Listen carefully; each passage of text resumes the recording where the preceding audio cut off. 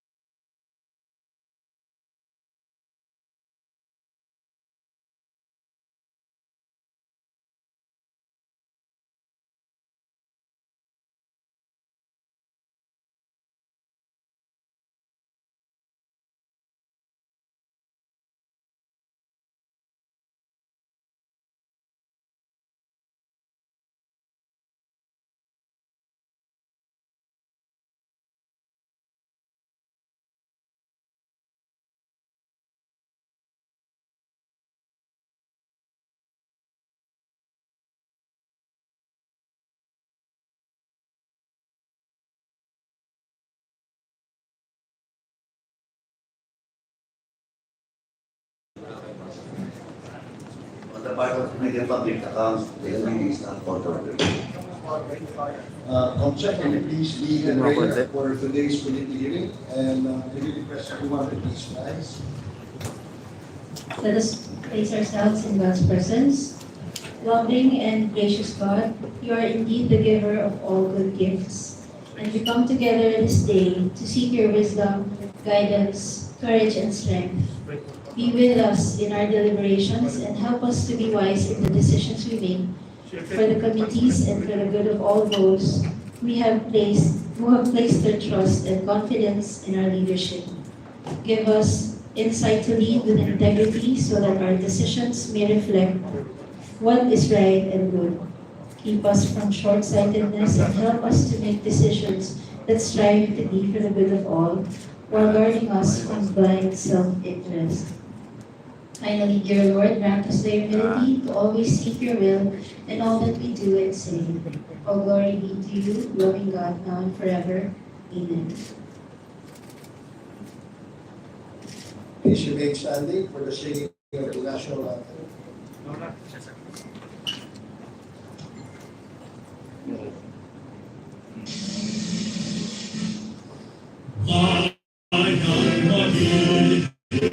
Elas nascingahan, hanap ng puso sa ating buhay.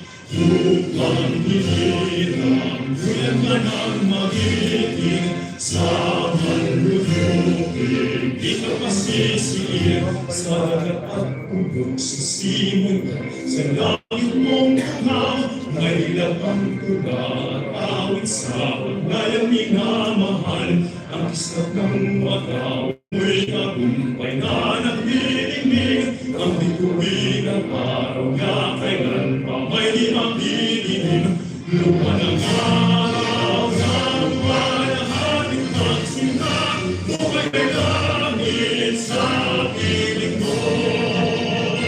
Ang ligaya na may mga amin, ang mamatay na dahil sa'yo.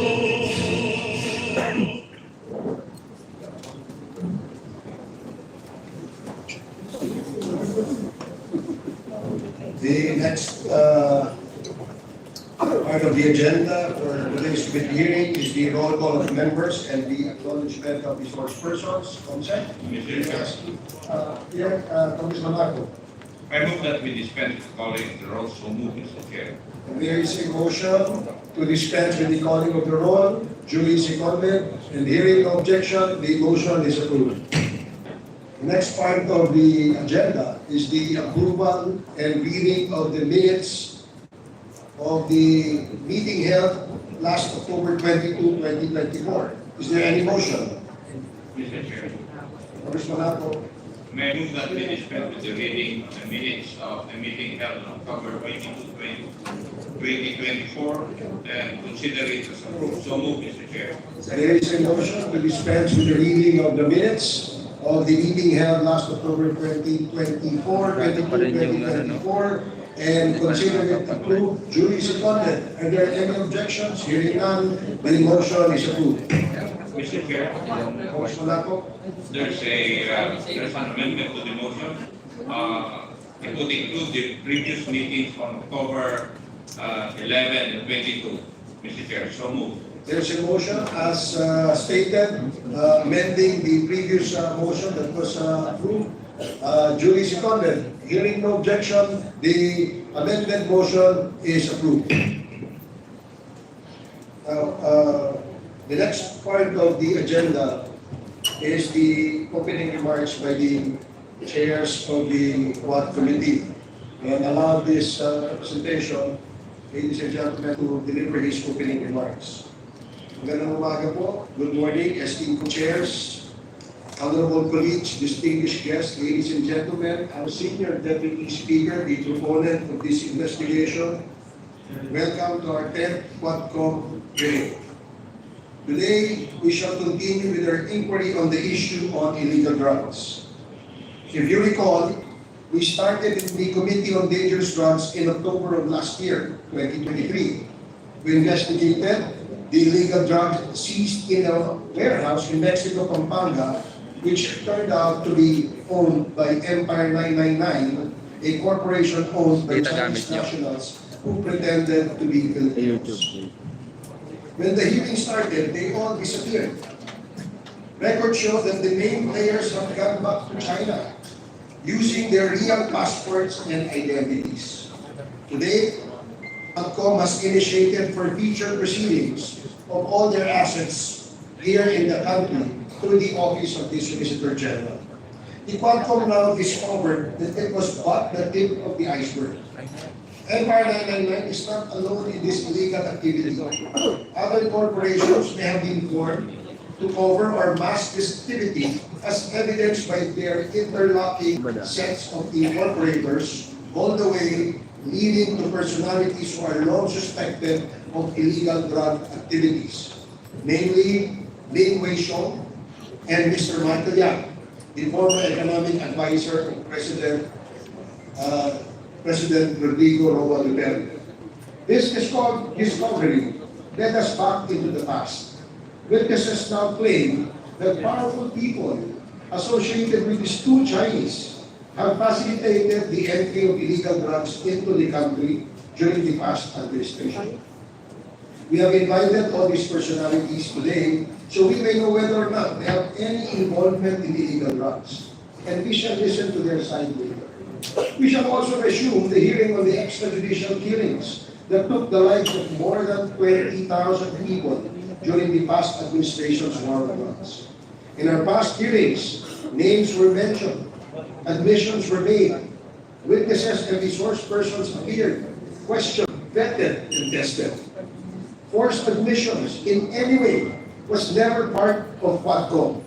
We may not have extracted yet the information fully from them, but we never put words in their mouths. Whatever testimonies and affidavits they presented before the Quadcom were given by them freely and voluntarily. We may be accused of providing entertainment and likened to a gag show, but who is laughing?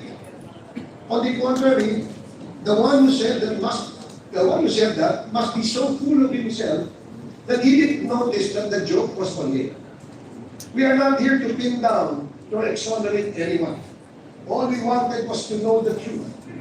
The same truth that the people have been longing for, most especially by the families of murder victims and the victims who survived. We intend to use these truths in crafting legislation, some of which we have ratified, as well as make recommendations to any agency to plug loopholes in their systems, if any is discovered. If along the way, people are found to be liable, it is our duty to make sure that justice is served. There is nothing funny about it. We only mean serious business. We have reached this point because in the course of the investigation, we found very disturbing facts and questions needing answers. We owe it to the people. As public servants, we pledge loyalty to them. They trusted us and voted us in office. We serve them. We will not use the Quadcom to exonerate ourselves and proclaim our innocence in the face of overwhelming evidence. Now, if I may, I invite all of you to look at the screen and see the inconvenient truth. These numbers are from the official PNP reports as published both then and recently, last October 21, and not just made-up stories by the Quadcom. Ikumpara po natin ang unang 2 taon ng Duterte at BBM administration. Tingnan po natin ang total ng krimen o tinatawag na index crime volume. Sa unang 2 taon po ng Duterte administration ay nakapagtala ito ng 217,830 na krimen. Samantalang sa parehong panahon naman sa BBM administration, ang krimen ay bumaba ng napakalaki. 83,059 o nangangalugan na pagbawas ng 61.87% sa index crimes. Any claim to the contrary is but a figment of the imagination and if not, a propaganda. Pangalawa, Tingnan po natin mula July 2016 to December 2017 ay may mga namatay o pinatay na 4,354 sa mga police anti-illegal drug operations, habang 16,000 naman at 355 naman ang pinatay ng mga riding in tandem at mga di pa nakikilalang mga salarin. Noong 2018, inilagay ng PNP sa kategoryang HCUI or Homicide Cases Under Investigation na umabot sa talang 23,327. Samantala, mula July 2022 hanggang katapusan ng 2023, ang bilang ng mga napatay sa mga legitimate police anti-illegal drugs operations ay 73 lamang po. Pangatlo, may kabuuan na 115,435 na anti-drug operations na nakalikom lamang ng 3,294,44 kilos ng shabu na nagkakahalaga ng 18.43 billion pesos sa unang 2 taon ng dating Pangulong Rodrigo Roa Duterte, habang sa mas kakaunting anti-illegal drug operations lamang sa parehong panahon sa BBM administration ay 84,676, subalit nakalikom na mas maraming shabu na umaabot sa 6,481.16 kilos. The anti-drug campaigns under former President Rodrigo Duterte from July 2016 to July 2018 and the current President Ferdinand Marcos Jr. from July 22 to early 2024 represent contrasting approaches in tackling illegal drugs and the crime in the Philippines. While both administrations aim to reduce drug-related crimes, their methods and resulting outcomes reflect significant strategic and operational differences.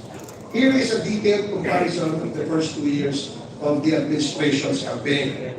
As has been shown earlier, ang numero po ay hindi po nagsisinungaling. Ito po ay galing sa Philippine National Police.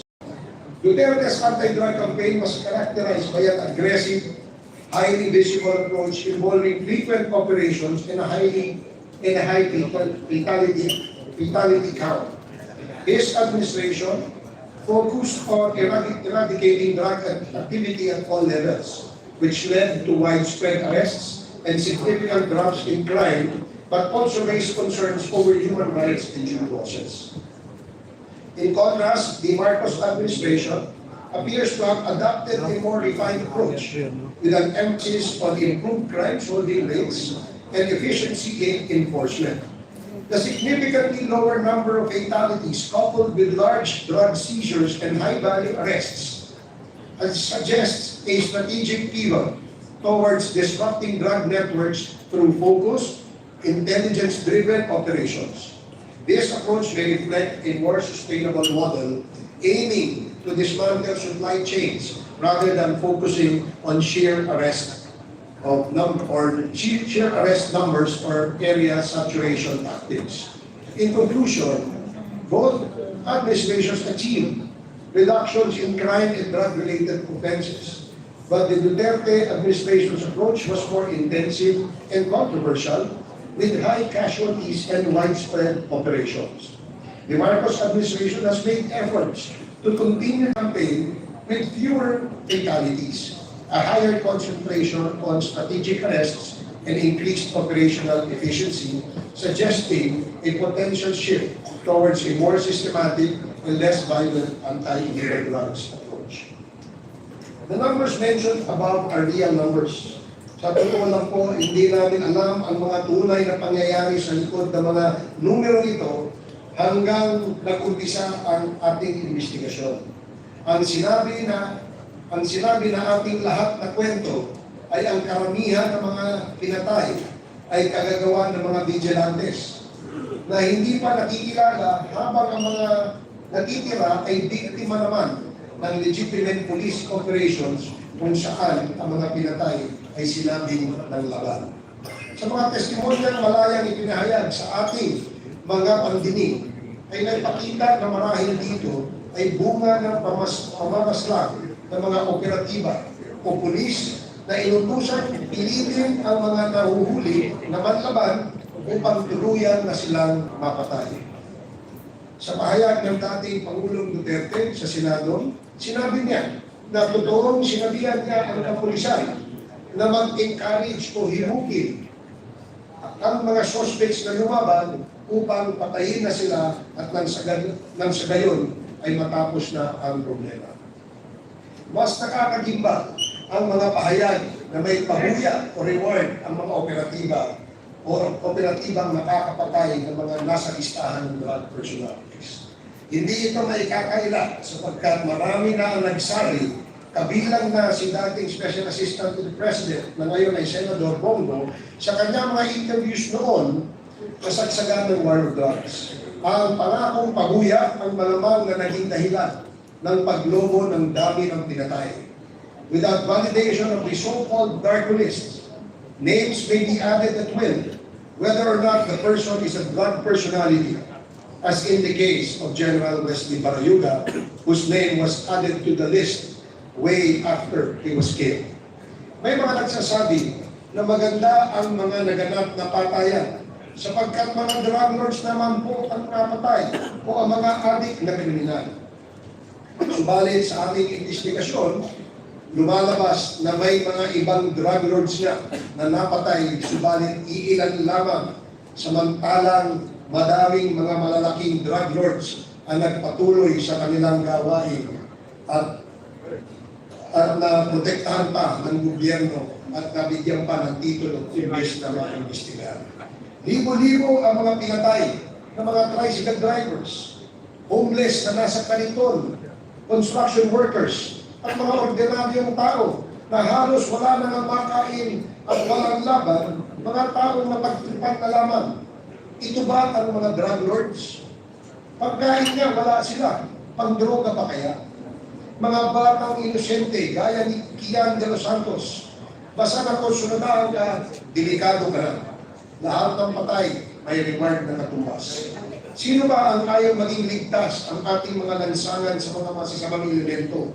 Subalit kung ang mga pinalit sa mga masasamang elementong ito ay mga otoridad na naghahanap buhay, mas nakakatakot maglakad sa lansangan at baka masama ka sa missing persons or unsolved homicide cases.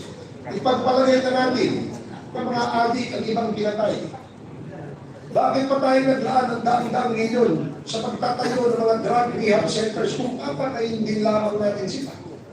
Ito ba ang dahilan kung bakit hindi nagamit ng full capacity or in full capacity yung ating mega rehabilitation center na nandoon sa Nueva Ecija? Pag drug addict ka ba, wala ka ng karapatang mabuhay dahil wala ka ng silbi sa buhay. Ang mga pinatay ay mga tatay, nanay, anak, kapatid, apo, mga miyembro ng pamilya na may mga nagmamahal. Napakinggan natin dito ang kanilang mga naulila. Sila'y kaawa-awa at kalulus-lulus. It is really sad that human lives were lost and wasted just to prove a point that we are against illegal drugs. The right to life is paramount as it is God-given and precedes all other human rights. Without life, there can be no rights. Quadcom will not sit idly by in the face of all these discoveries. We intend to get to the bottom of all these issues fairly, honestly, and truthfully. Hiningi po namin ang inyong buong pagtitiwala. Hindi po kami nag-aakusan lamang dahil sa politika ano paman. Kayo po ang humusga. Inilalakad lamang namin ang aming mga impormasyon at katotohanan base sa mga salaysay, tunay na pangyayari at mga dokumentong nag-alab sa aming mga pag-iimbestigan.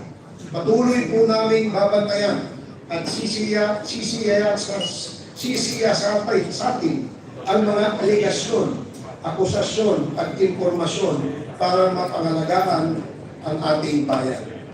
Maraming salamat at magandang umaga po sa ating lahat.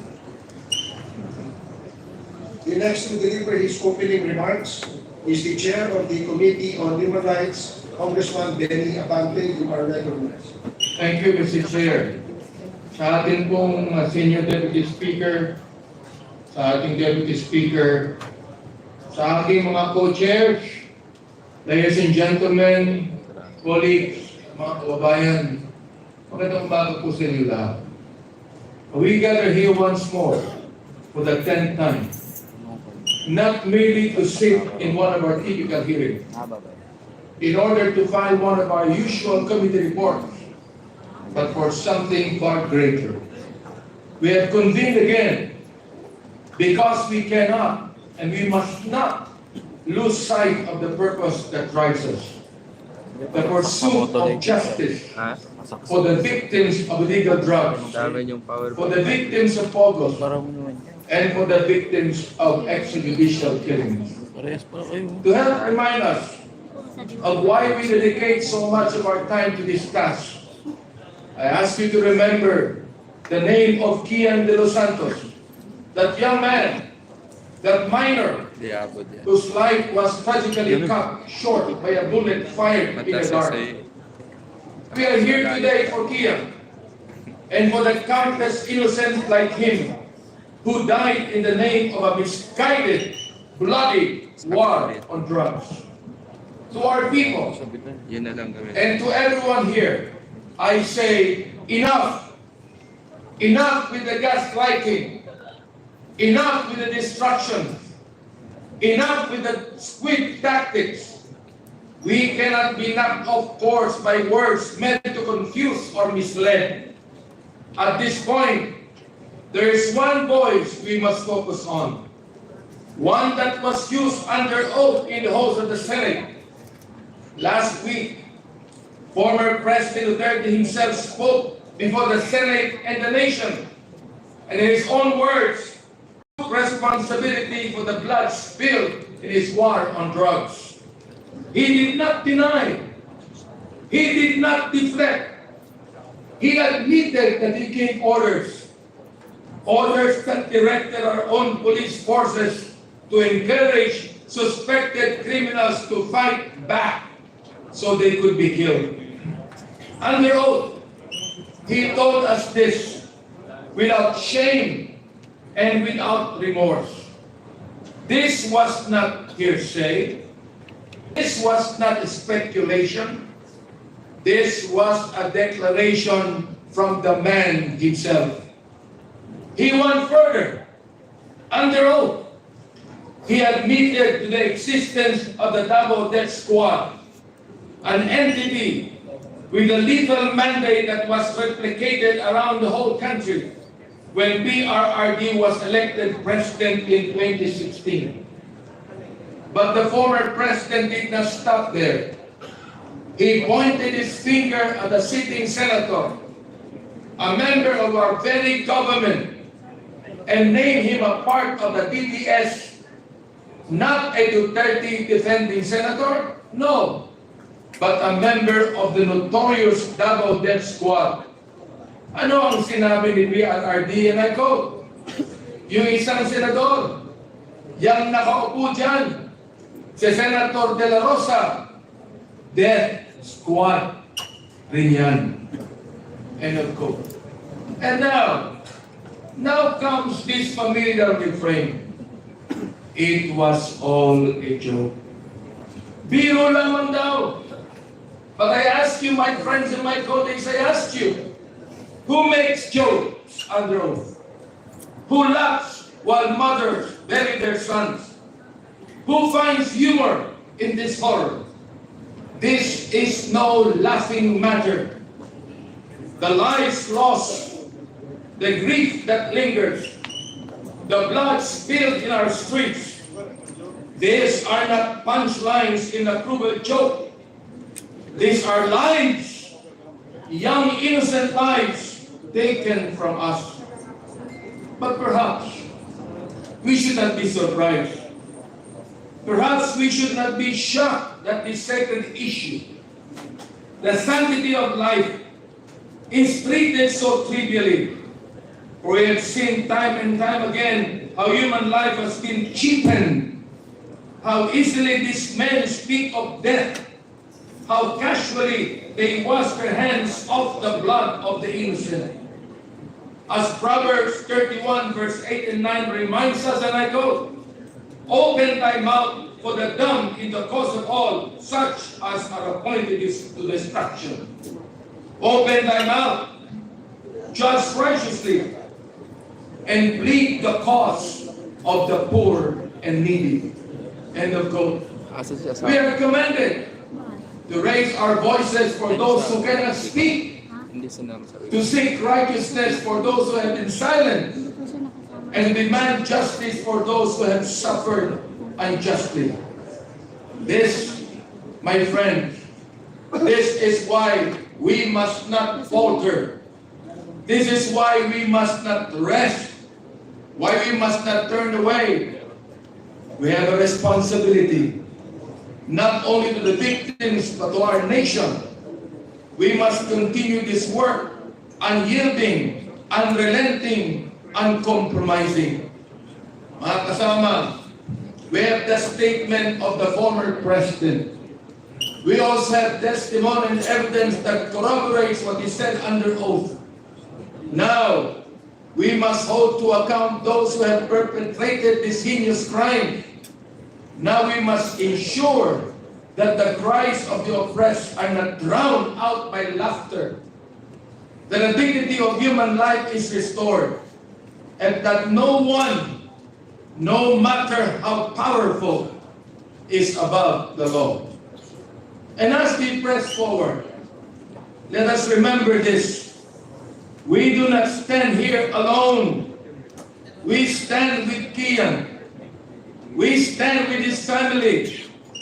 We stand with a 3-year-old killed by a stray bullet in Cebu.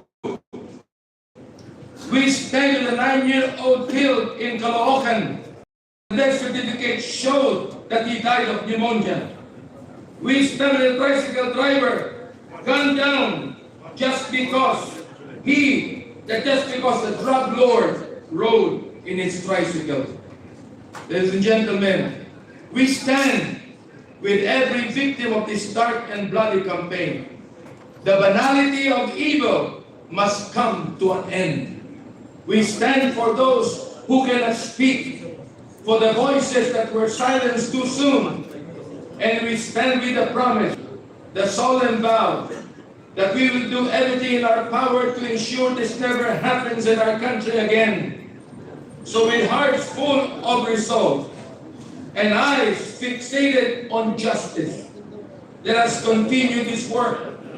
For if we are to be remembered, if the 19th Congress is to be remembered, let it be not for the jokes or the gaslighting, but for our dedication to the truth, our commitment to justice, and our compassion for those who suffer.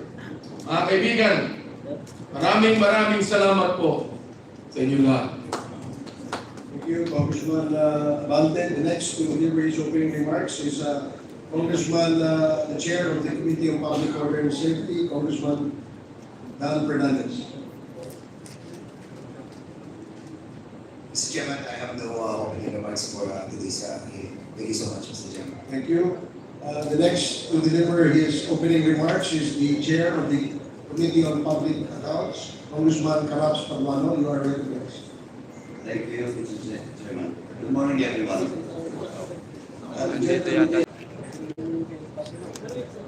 Last significant question has arisen regarding the safety of these witnesses and what we stand to gain to their population. However, that telling the truth is its own reward. There is inherent value in honesty because both personal integrity contributes to justice and fosters trust. By coming forward, this contributes to uncovering the realities of past actions and ensuring accountability. Their testimonies play a crucial role in strengthening the integrity of our institutions and promoting justice and transparency. Having said that, it is the obligation of the House of Representatives to ensure the protection and security of these witnesses. As a legislative body dedicated to uncovering the truth, the safeguarding justice The House has a duty to support and protect those who come forward in good faith to share their testimony. The House recognizes the witnesses in sensitive inquiries will face threats, intimidation, or retaliation. As such, in line with the provisions of Republic Act number 6981. This action requires the consent of the witnesses and approval of our speaker. In addition, we may consider the option of granting protective custody to ensure the physical safety of such persons who may be at risk due to their involvement in this investigation. While protective custody doesn't provide immunity from legal actions, it is an established measure that can provide immediate security during the course of our proceedings. Both actions are proceedings.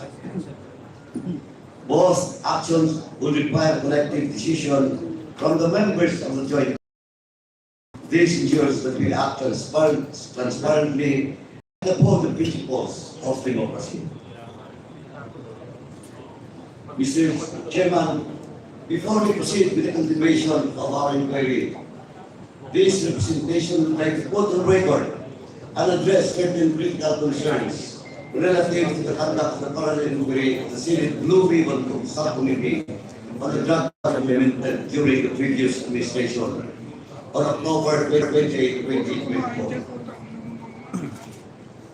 To set things into perspective, this representation fully recognizes the authority of the Senate to investigate the details of the implementation of the drug war, as both chambers of Congress are constitutionally permitted to conduct inquiries in any legislation in accordance with our duly published rules.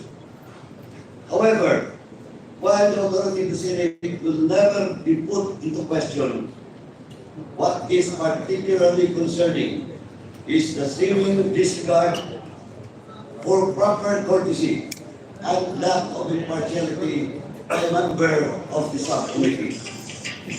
In particular, I am referring to the actions of Senator Ronaldo Bato de la Rosa. Allow me to discuss this matter, Mr. Chairman. Senator Bato de la Rosa action of participating as a member in a proceeding where he is named as one of the individuals involved in the implementation of drug war did not produce meaningful results, but rather cast doubts on the integrity of the whole process. In fact, prior to the hearing of the Blue Ribbon Committee, Senator De La Rosa even insisted that the investigation should be heard by his own committee. This action of a sitting member of Congress not only demonstrates disregard to existing rules and processes, but also undermines the integrity of the institution that he is bound to respect. Kung sa simula pa lamang ay gumamit na siya ng influensya, ano pa ang aasahan natin sa kanya sa gaganapin nilang pagdilig? He was the PNP chief when the previous implementation introduced the war on drugs. He also admitted that there were killings attributed to the war because of alleged cases of nanlaban. In short, he was not only involved, but was in fact one of the figureheads of the campaign during its inception. Hence, he should have been mindful that his presence in the hearing as a member of the panel would compromise, if not invalidate, the whole proceeding. Hindi naman pwedeng ikaw ang mag-imbestiga sa iyong sarili. Clearly, this is conflict of interest on his part. At the very least, he should have inhibited from the proceedings and instead offered himself as a resource person so as not to influence and intimidate the other guests. Unfortunately, the Honorable Senator failed to observe this. Even after the hearing, Senator Bato continued to conduct himself in a manner contrary to what is expected from a member of Congress. Asked about his comment on whether he was part of the Davao hit squad, whose existence was confirmed under oath by former President Duterte during the subcommittee hearing. Senator De La Rosa downplayed the same, claiming that the former president was just joking and there was no death squad to speak of. Now begs the question, why would a committee member defend and even interpret a clear statement made by a person in a congressional hearing? The confirmation by the former president needed no interpretation, much less from a member of the panel who investigated the same. If you would ask me, it is as if the Honorable Senator came to the defense of the former president while seeking to exonerate himself from any liability. This is further highlighted by his recent statement that he will be objecting any action of the Senate regarding the submission of records to the ICC. The Honorable Senator's recent actions are truly disappointing, Mr. Chairman. We are conducting these inquiries in order to fill the legislative gaps and address the problems that necessitate immediate solution. In doing so, we also want to ascertain the truth about the abuses and other acts related to illegal drugs, bogus LGAs. Mahirap man ang hamon sa atin na palabasin ang katotohanan. Sa palagay ko ay napagtatagumpayan natin ito. In closing, this representation wishes to remind our Honorable Senator to observe courtesy and fairness in conducting his official responsibility as a member of the Senate instead of resorting to other means so as to discredit the efforts of this body. Thank you, Mr. Chairman. Matapos ko salamat. Thank you, Congressman Pagmano. Before we proceed with the admin matters, may we request that the guests, the honorable members who are present, as well as our resource persons, be acknowledged. And the COMSEC is directed to acknowledge the presence of the members as well as our resource persons. And before that, let me inform everybody that for today's committee hearing, dalawa po yung ating topic. No? Ang ating topic sa umaga ay yung usapin tungkol po sa illegal drugs. And then later in the afternoon, we will shift to the issue of the extrajudicial killings as a result of the implementation of the war on drugs. So, Comsec, please acknowledge our guests and our members. Thank you, Mr. Chair and honorable members, honorable chair. For today's hearing, we have with us Honorable Robert A. Barbers, Honorable Dan S. Fernandez, Honorable Joseph Stephen Cabax Paduano, Honorable Bienvenido Abante Jr., Honorable Romeo Aco, Honorable Raul Daniel Manuel, Honorable Jonathan Keith Flores, Honorable Gabriel Bordado, Honorable Johnny Pimentel, Senior Deputy Speaker Aurelio Don Gonzalez, Honorable Arlene Rosas, Honorable Francisco Paulo Ortega V, Honorable Edward Vera Perez Maceda, Honorable Zia Alonto Adjong, Honorable Jervil Chingiditrix Ministro, Deputy Speaker J.J. Suarez, and Honorable Seriaco Gato Jr.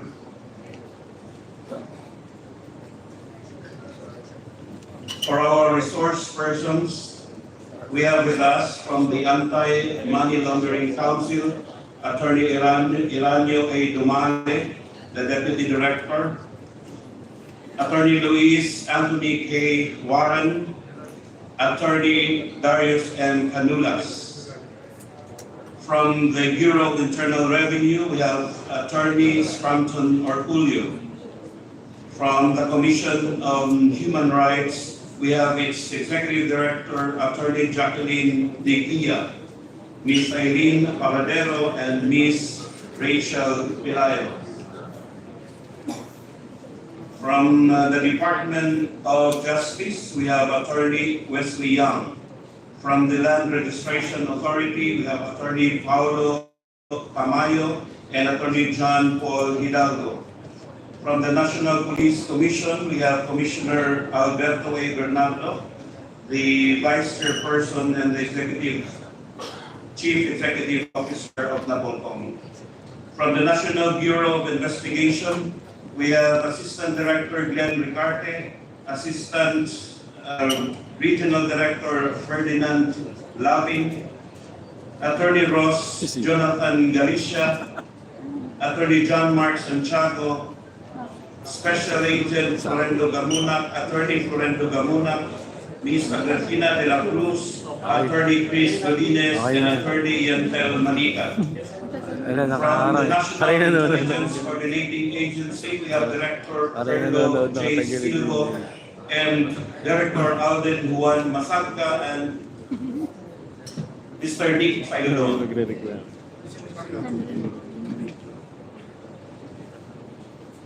From the Philippine Drug Enforcement Agency, we have its Director General Lazo, Asek Renato Gumban, Director Emeterio M. Itong, Director Emerson Margate, and Director Emerson Margate. From the Philippine National Police, we have Attorney Brigido de Jesus Dulay, Police Brigadier General Nicholas Torre III, the Director of the CIDG. Police Brigadier General Elias Mata, the Director of the PDEC.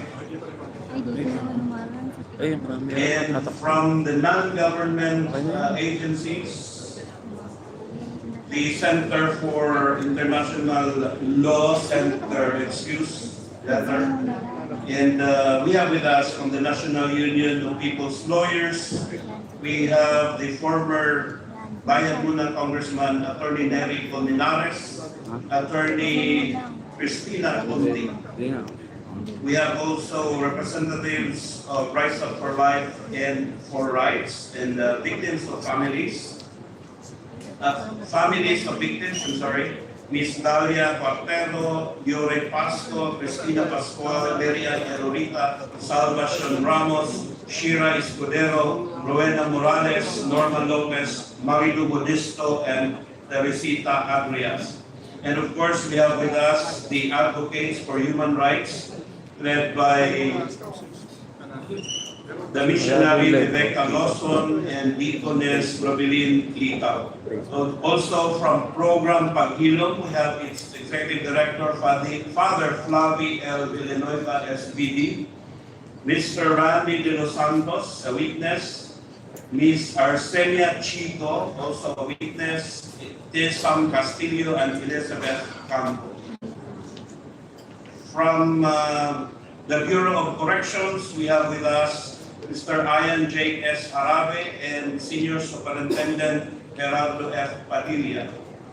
Again, from the Philippine National Police, we have with us Police Colonel Rolando Villela, Police Colonel Serafin Vitalio, Police Colonel Marvin Marcos, Police Colonel Redentor Olsano, Police Captain Delfinito Anuba, Police Lieutenant Colonel Santi F. Mendoza, Police Lieutenant Colonel Jason Bombasi, Senior Inspector Emil Garcia, Police Major General Felipe Natividad, Police Colonel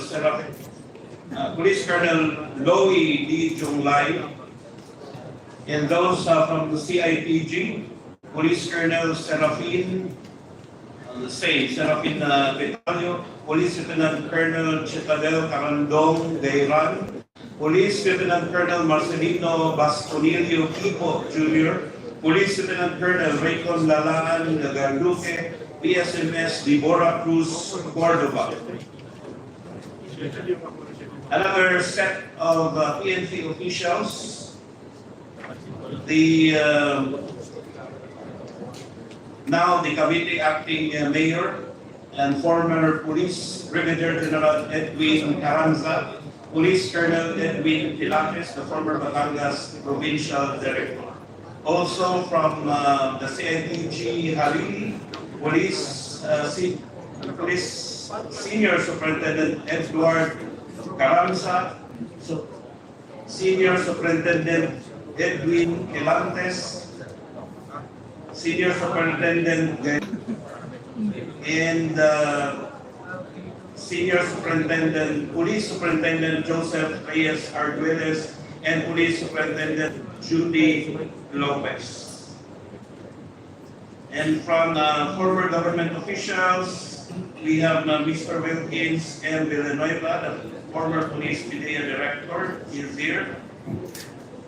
And former Senator Laila S. De Lima, and Police Colonel Edelberto Leonardo, and Police Colonel Joey Espinido. We also have with us Mr. Carlos Conde, the Philippine researcher, Mr. Chair, Ms. Mr. Rosman. Chair, can those, May I ask first, Congressman Pate to let us allow the, we still have a lot of things to acknowledge. No more, No more Mr. cases. Speaker. Okay, thank you.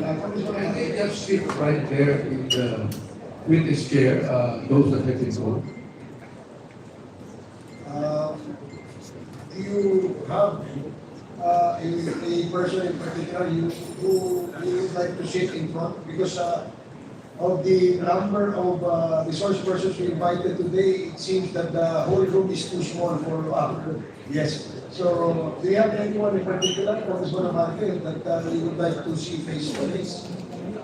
Example, Miss Roslyn is here, and I don't see her. Miss Roslyn. Roslyn, are you here? Are you present? Can you take the seat in front of Congressman Abate? Yes, Concept. Sir, we also have with us Attorney Dexter Lopez from Tagum, also a human rights advocate, and Mr. Sunny. Okay. Thank you, Concept. So we will now proceed to all our guests. Good morning at welcome po dito sa ating 10th Joint Public Hearing ng PAGCOM. Medyo pagpasensyahan niyo na po na medyo baka matagal-tagalan po tayo sa dami po ng ating naimbitahan. And we will try our best to be able to ask you questions in the hearing for today. So, Mr. Chairman. Mr. Chairman. Okay, Congressman Fernandez and then Congressman Abante. I was trying to look at the names that are being mentioned. I think at least the last 2 pages, actually important po yung mga binabanggit niya. And kung sila other key personalities and yung mga election leader mentioned here. So, we'd like to finish your mentioning all those resources who are present. Yes, sir. Those I read are the ones present, but we invited a lot of personalities. I just isn't So yeah, you were that. Those who are yes, those who are present present. today. Those who did not appear today, I think will be tackled by Thank you. All right. Mr. Chair, Yes, Congressman Abante. kaya ko po binanggit si Miss Roslyn. Tinatanong po sa akin ni Congressman Fernandez. Okay. Ano, nasa harap ka lang po siya. Hindi po mag-receive ng prize. Thank you, Congressman Abante. Now, we will proceed with the admin matters, and with that, we will call on Congressman Paduano. You are ready. Thank you, Mr. Chairman. Before we proceed with the admin matters on invitees, Mr. Chairman, with regards to documents being requested and ordered by this honorable committee, particularly number one, the DOJ, for the DOJ, conduct and submit to the Joint Committee an investigation against PNP personnel who were involved in the killing of the late Mayor Rolando Espinosa, and the remarks as of now is ongoing. Can we get some updates on this from the NBI, DOJ, Mr. Chairman, with regards to Mayor Rolando Espinosa killing the investigation that was directed to you by this committee, reopening of the investigation? Just a brief note. Your Honor, yesterday I met with the representatives of the DOJ, and I was informed that the Secretary of Justice, Attorney Boying Rimulya, has just created a special task force that would assist the Quadcom in the investigation and the filing of the necessary cases against anyone that could be found liable in the course of our investigation for all extrajudicial killings that happened. And they will submit to us an update, a progress report as to how far the Department of Justice has gone in the investigation. Thank you for that, Mr. Chairman, for the clarification. Now let's go to PIDEA, provide names of provinces and or areas with related drugs. Anyway, I've talked with DG Lasso. Ang problema po, nahirapan sa kumuha ng record. So ongoing ko, but instructed the Lola that the BIDM should provide us all the documents available with regards to all the drug-related killings from 2016 to 2022 and directed them to submit the documents within the day po. So let us see if that documents will suffice in regards to the investigation of all engaging cases from 2016 to 2022. Now, to the DFA, we have already submitted some records to the Dayang and to the AMLAC regards to asset preservation order to the properties of the Dayang and this process, Pangilinan. Still ongoing, still ongoing. Now, and all other documents that was requested last hearing, that was October 22, was already submitted to the COMSEC, Mr. Chairman. And as of, I have just received a document coming from the Legal Affairs Department of the House of Representatives with regards to possible application of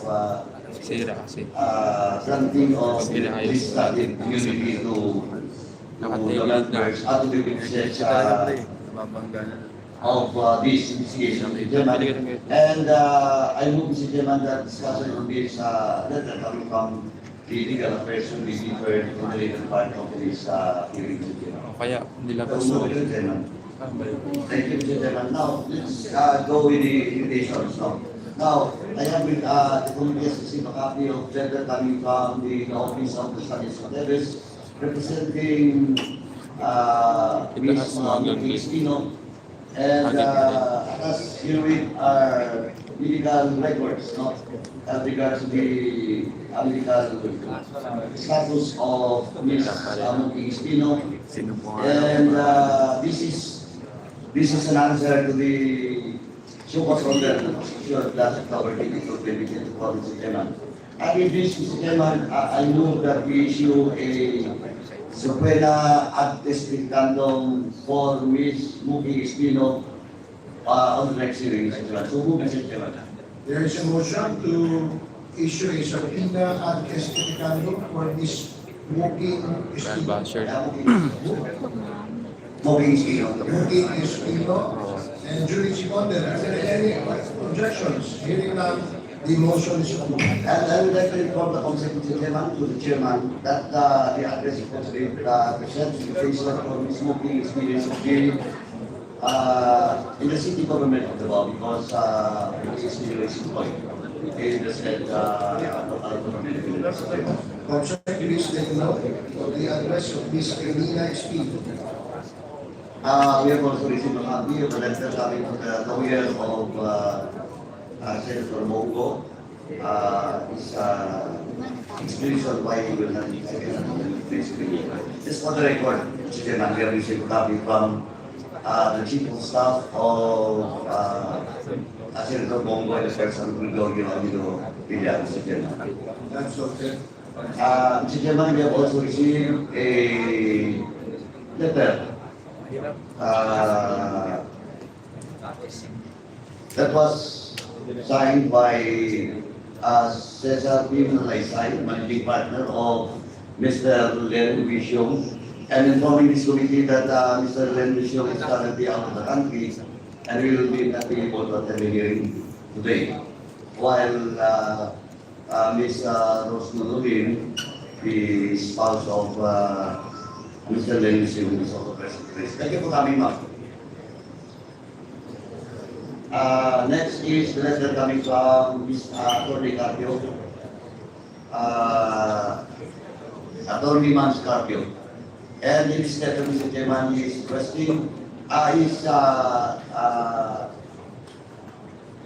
requesting to be excused from today's hearing because of no ample time where study nature of the scope, and is requesting more copies of the following documents at least 3 days before the next schedule.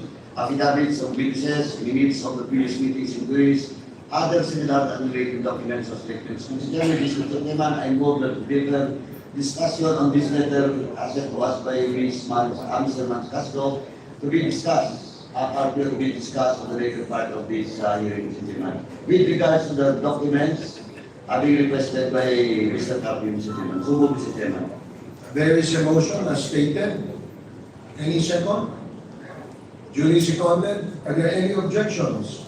Hearing none, the motion is approved. And we have received a copy of a letter coming from the former Commissioner Rendon.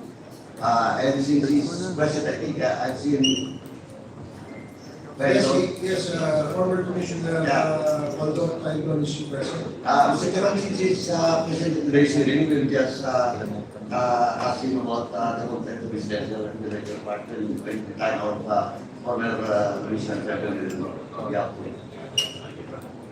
Again, Mr. Chairman, we have received a copy of a statement from the CLSI Batch 18 with regards to the Varioga case and calling for justice. Just for the record, Mr. Chairman, we have received a copy of that, of this letter coming from Science High School Batch 18. And we have also a copy of a letter coming from the Department of Foreign Affairs with regards to the whereabouts of this matter. Okay, whereabouts of Eliam, Akarayam Jaraji, and the basis for cancellation of your space of Ms. Winarama. Just for the record, and if the committee would want to discuss about it, we will discuss this in the later part of this hearing. And lastly, and going to the last one form, we have received a copy, letter coming from the former retired Police Senior Superintendent Juan Racedo. As for my knowledge, he is with our meeting invitation in Zoom. We have extended an invitation to the former Colonel Asierto, who is now in Zoom, and we will call later in the later in the day when we resume our discussions after the admin matters, Your Honor. Mr. Chairman, second to the last one po to. We have also received a letter coming from the Mercado and Associates Law Office. Police Colonel Hector Rialdo, and which is a contract between Police Colonel Rialdo and officers from the Mercado and Associates Law Office. And the letter was signed by Attorney J.P. Mercado. Is Attorney Mercado present? Okay. Attorney Mercado? Okay. Mr. Chairman, we did not discuss on the letter of Police Colonel Giraldo, since the lawyer of good Colonel Giraldo, President will just ask the lawyer later, Mr. Chairman. And he's in charge of entry of appearance into this hearing. Now, Now, lastly, Mr. Chairman, just a while ago, we have received now, Mr. Chair, now, with the indulgence of the Honorable Paduano, With the indulgence of Congressman Paduano, Congressman Ako, your recommendation. may I know if Colonel Ricardo has an excuse letter insofar as his absence into this hearing? none. Attached herewith is the letter, the cover letter of coming from the lawyer himself, and at the same time, only attached medical certificates without a letter excuse coming from Colonel Ricardo. Mr. Chair, may I move that we issue a show cause order to Colonel Ricardo to explain his absence in today's hearing despite the indication made. So move, Mr. Chair. There is a motion to issue a show cause order to Colonel Grijaldo for being absent today. Any second? Second. Duly seconded. Any objections? Hearing none, the motion is approved. And lastly, Mr. Chair, Mr. Chair, Yeah.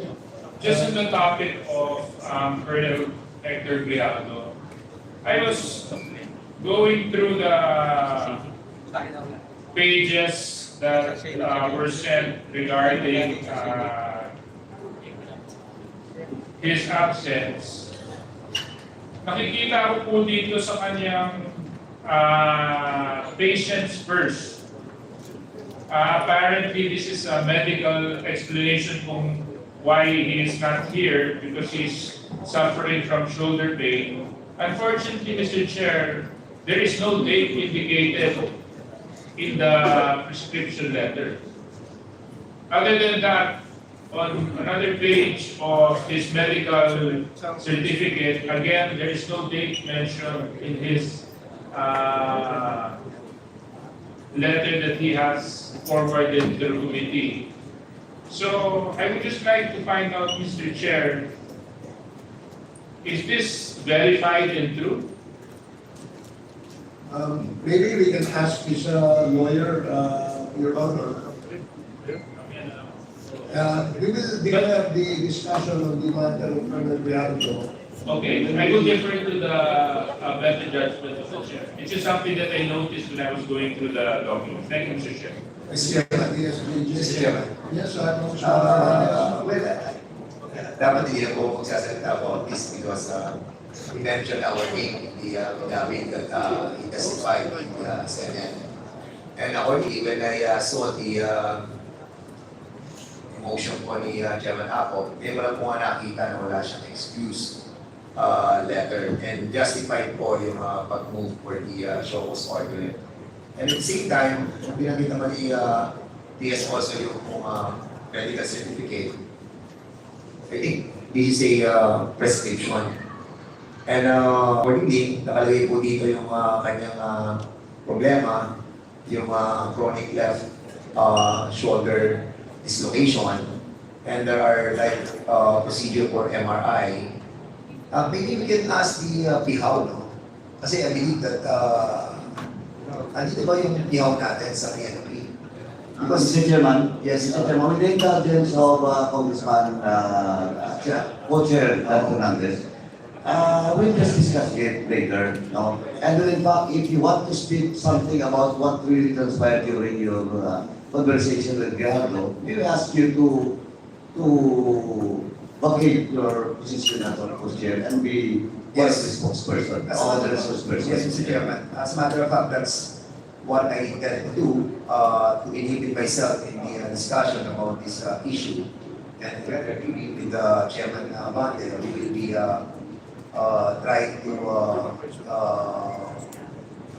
relieve temporarily our chairmanship in order to discuss this in transparent and impartial and honest investigation of this matter, because this pertains to the integrity of this Quadcom. And we don't want that this Quadcom be deluged with so many bad comments about what Chairman Abante and this presentation have done in order to better the truth about the conformity of Colonel Grijaldo. Unfortunately, he's not here right now and he is sick. And that saddened us as well because we wanted really to the members to ask him about what really happened. If there was really indeed a coercion and harassment that was done by Chairman Bande and myself. Thank you, Mr. Chairman. And with that, if we will be discussing our issue with Colonel Grijaldo already, this presentation on Macamo, and I will be leaving my position as the chairman of this committee. Mr. Chair, thank you. Lagyan mo ng ano, Also be subjected to the procedure of a resource person. Indeed, we need to be subjected to the procedure being undertaken by this committee. Okay, that's Papakain ng Mr. Chair. Before that, Congressman John, let me ask if Congressman Paduano is ready now. Not yet, Mr. Chairman, this will be the last, Just a matter of With the guidance of Congressman Paduano.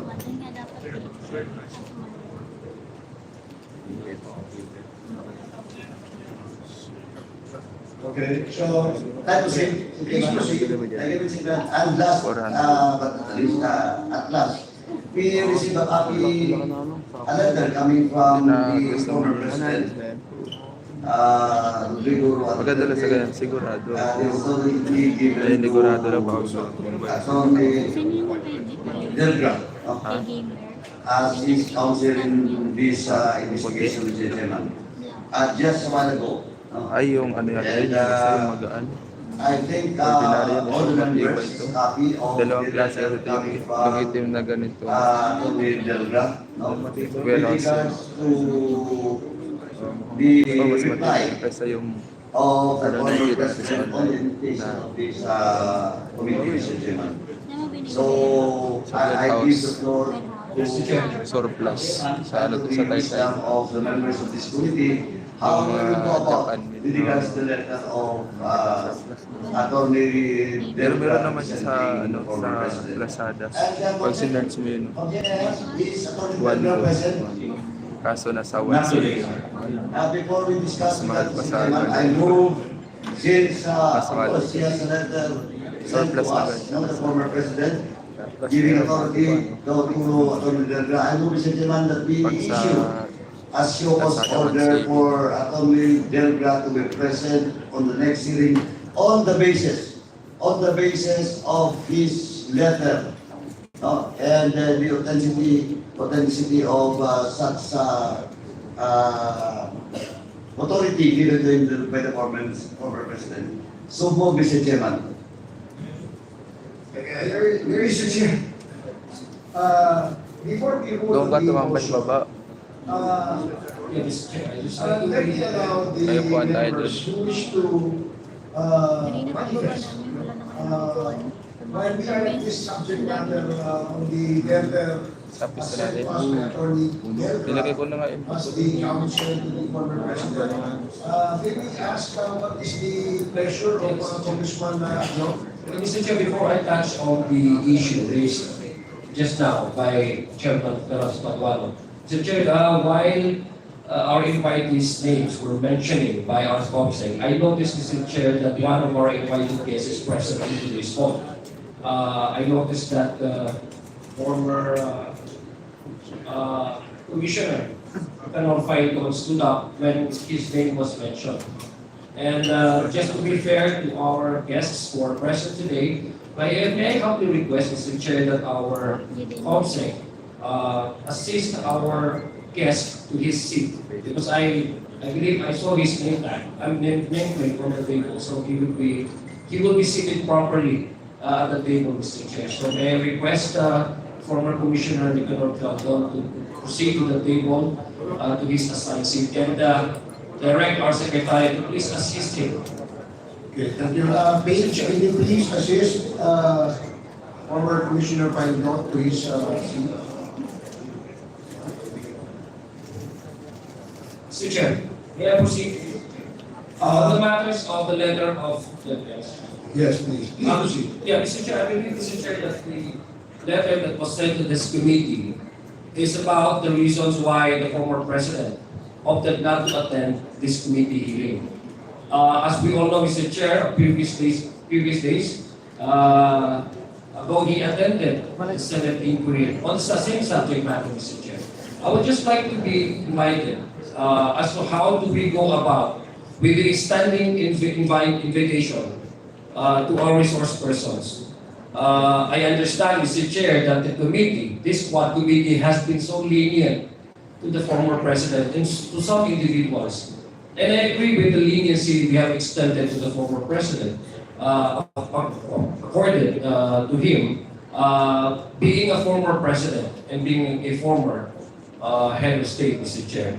Unfortunately, some of the guests here who were present, who were not present, sent us a letter, an excuse letter, specifying medical reasons. And for some, they have also sent their lawyers to represent them. I believe the lawyer of the former president, Torn Delgra, is being given authority by his client, this being the former president, to appear on his behalf. Because as I was glancing over the letter of Attorney Delgra, specifying the reasons why the former president decided not to attend this committee hearing. And some of them are, to me,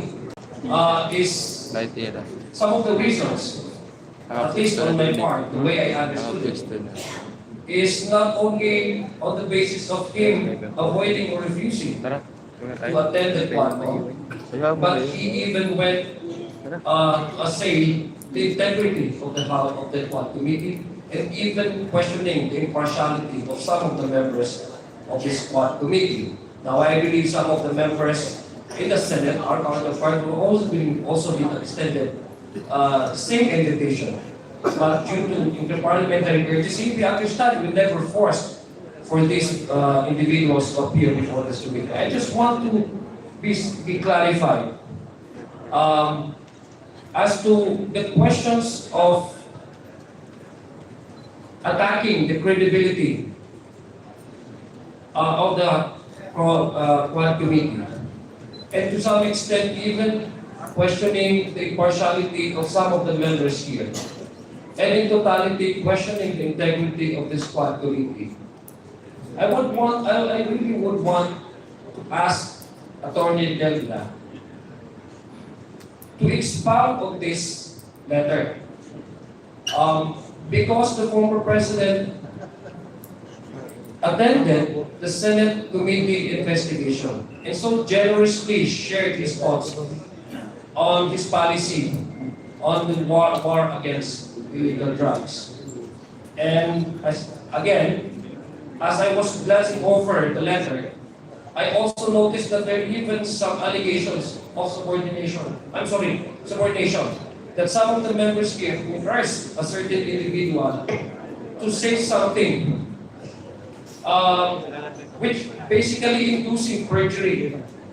So that is something to me that cannot be just simply ignored because it borders criminal acts, Mr. Chair. And the third one, Mr. Chair, is that the reason why the former president is not present today is because, according to his lawyer, he has sufficiently and generously shared his inputs and insights and comments to the Senate subcommittee chaired by Senator Coco Pimpinan. But unfortunately, my confusion, Mr. Chair, is that when his allies, his spokesperson was asked about the truthfulness of his responses to the interpellation of one of the members of the Senate, he told the public that it was merely a joke, that the truthfulness of the statements of the former president seems to be in question.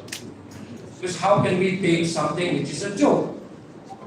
So it makes it hard, it's difficult for me, Mr. Chair, to just simply take as it is at face value the transcript from the Senate, when we do not even know which part of his statement is a joke and which part of his statement is real and true. These questions I would really want to ask to his lawyer. Now again, we don't require the former president present because we accorded to him the leniency and the respect that he deserves as a former head of state, as a former president. But then again, these allegations of impartiality, questioning the impartiality of the squad committee, assailing the integrity of the squad committee, at the very least, Mr. Chair, I really was expecting that Attorney Delgado would represent rather than just send to us a simple 3 pages letter. At the very least, he could at least enter his presence here, his attendance, Mr. Chair. So I just want to be clarified on how do we go about with this. Kasi una-una, Mr. Chair, parang look at all our invitees here, Mr. Chair. Some of the most important personalities that would give us insights and inputs for this committee to be guided properly and correctly in arriving to a sound judgment once we file before the plenary and report before the plenary to be hearing are not here, are not present. Some of them, bigla na lang sumasakit ang mga balik. Bigla na lang may sumasakit sa mga katawan nila. Some of them are still, meron mga search warrant, di ba? So I just don't want to impress upon the public that these individuals who have served the government, who at some point in time took the oath of allegiance to the Constitution. At alam po natin ito lahat, upholding the Constitution without mental reservation or acts of evasion.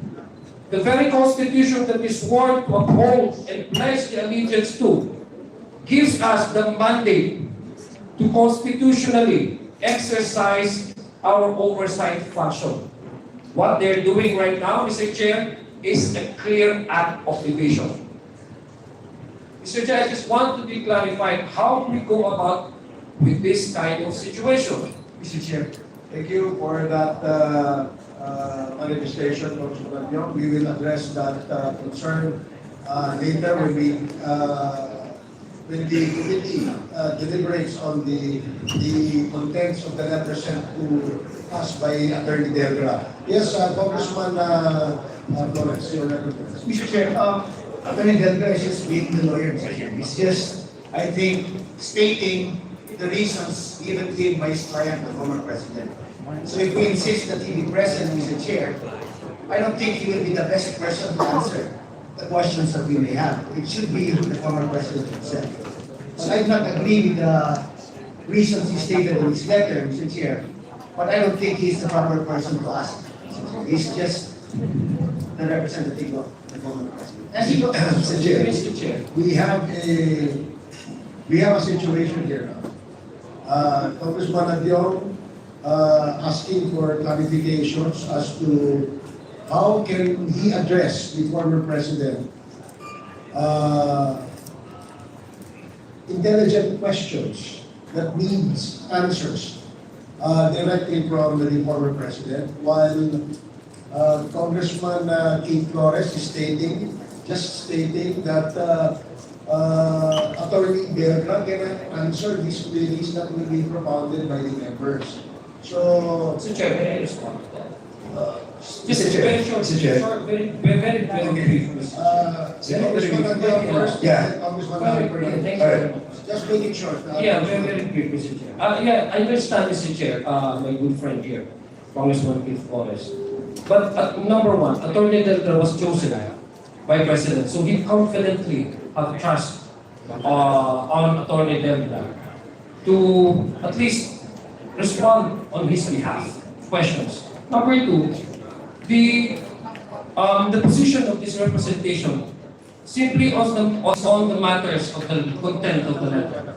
I will not be asking Attorney Delgado on how the previous administration implemented the war on drugs. I understand that he is not capable and he is not competent to answer these questions. I would simply wanted to ask, since his signature is affixed in his letter, I would simply want to ask how, I'm pretty sure they have discussed this over with his client. So I just want to elucidate to us, how did his client, the former president, arrive into this kind of conclusion? Because what appears to me, Mr. Chair, and what I do not simply cannot afford to understand, is that the House of Representatives, being part of a two bicameral chamber of the Congress, the Senate on one hand and the House on the other hand, that a certain individual can simply select which institution office he would like to go to. Now, to me, the former president had displayed a very active participation during the Senate investigation. And how come he cannot afford that? The respect that we have accorded to him because he was a former president.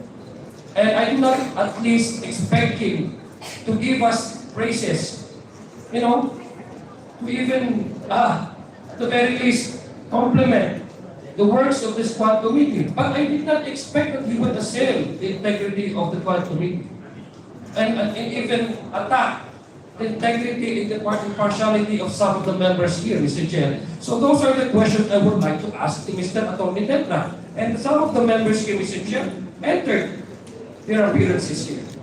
So do we also extend the same courtesy to Atty. Tetra? I absolutely agree with you, Congressman John, that we will have to require the counsel of the former president to enter his appearance before this committee.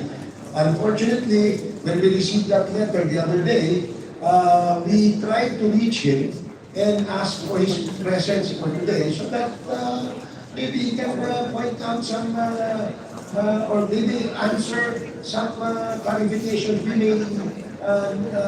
may ask. Point of order, Mr. Chair.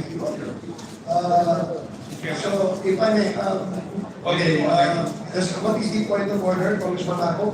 There was a motion a while ago for Attorney Tetra to be issued the shock order. But pursuant to our record, we have to invite the team. In accordance with our protocol, an invitation is supposed to be made first. And if he does not appear, the show cause order will be issued by the committee.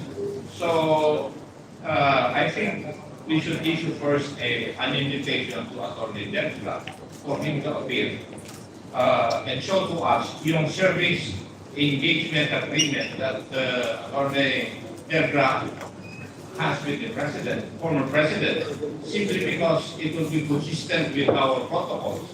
In the case of Michael Yam, Attorney Raymond Fortun was asked to produce yung agreement nila ni Mr. Michael Yam at saka si Attorney Fortun. So, Mr. Chair, to be consistent with our protocols, I move that we issue an invitation to Attorney Tetra rather than issuing a show cause order.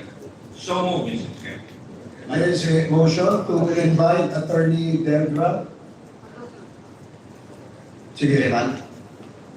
Ako will do with with the indulgence of Congressman Ako, because there was a motion that the chair and the committee was about to rule. Now, because of that, there are interjections. And because there are interjections from the co-chairs, we would like to entertain first before we rule. Now, in this case, Congressman Paduano, and then Congressman Dan Fernandez, and then Congressman is Barbers. Okay, is that, yes, Congressman Paduano. Thank you, Mr. Chairman. Ganito lang po, Mr. Chairman. Why I move to issue a show-cause, but I don't have any debate with regards to the possible amendments to my motion with regards to an show-cause order for Attorney Tetra. But remember, Mr. Chairman, that we have already sent 2 invitations. This is the second hearing that we invited the former president. And the first invitation was answered by Attorney Tetra. Now, on behalf of the president, in the absence of that authority being requested by this committee to this representation during the last hearing. Now, Mr. Chairman, looking at the answer, looking at the reply of Attorney Tetra on the first hearing, well, Pag-Chairman, natulungan tayo dito. Why? Why? Because The first reply made by Attorney Delgra representing the former president is that the excuse is that the former president needs much rest, and assured this committee that he will be present in the next hearing. At the same time, he has a specific date, Mr. Chairman, given to this committee through this letter after November 1. And let me read, Mr. Chairman, allow me to read in toto the portion of such reply coming from Attorney Delgra. Hence, my client respectfully requests to defer his appearance before the Honorable Committee scheduled tomorrow. Rest assured of my client's willingness to appear before the House of Representatives on some other available date, preferably after November 1, 2024. And for the record, Mr. Chairman, the invitation that was sent to the former president and was answered by Attorney Delgra was before the presence of the former president in the Senate. And he has promised us, this committee, through his letter, that after November 1, he will be present in today's hearing. Ano to? Naglulukuhan tayo dito? Well, in fact, I will discuss and argue with our colleague, Congressman Keith Flores, with regards to the content of this second letter. But, malinaw po, Mr. Chairman, na naglulukuhan tayo dito.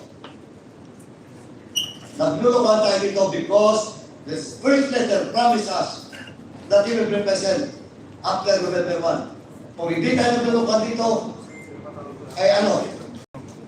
Natatakot siya? Na pupunta dito? Ay, so, Mr. Chairman, that's why my first motion was to issue a so-called order or Attorney Delgra to answer both letters. And, Mr. Chairman, and I would like to reiterate once again that we should invite again the former president to be present in the next hearing. Mr. Chairman. Thank you, Mr. Chairman. Thank you, Congressman Mr. Chair. Paduano. Mr. Chair. As I promised, Congressman Fernandez, Yes. and then we will rule on the motion. Okay. Mr. Chairman, Congressman Mr. Chairman, there are three reasons mentioned by Attorney Delgra in consultation with the former president para hindi po siya umattend ng ating pong hearing. First, binanggit po niya yung pangalan ko at binanggit niya yung pangalan ni Chairman Abante. Nag-prejudge na po kami doon sa mga binanggit niya po doon sa Senado and citing some provision of Republic Act 1951, particularly Section 6 on the willful killing. And with this, Mr. Chairman, we are being accused that napahitan ng prejudgment yung mga issue that he mentioned. With that, Mr. Chairman, para lang po mawala na itong issue to. Again, Mr. Chairman, I'm willing, this representation is willing to inhibit myself in asking questions with regards to this willful killing. And I hope that my co-chair here, Chairman Abante, will do the same in relation to the first issue that the former president, with consultation of his lawyer, cited in this letter. Secondly, that's the reason why we asked the presence of Colonel Grijaldo to be here. Because he accused us of coercion and harassment and threats. And that's the reason why we are questioning, yung mga medical certificate that he submitted to this Congress. We wanted that the integrity of this Quadcom will be clear eventually. And with that, Mr. Chairman, eradicating the coercion and harassment and the threats that he accused us, then the reason for the President not to attend on this Quadcom will be eliminated. Thirdly, Mr. Chairman, the only last reason that he mentioned in this letter is all questions were already answered in the Senate. And that is not true.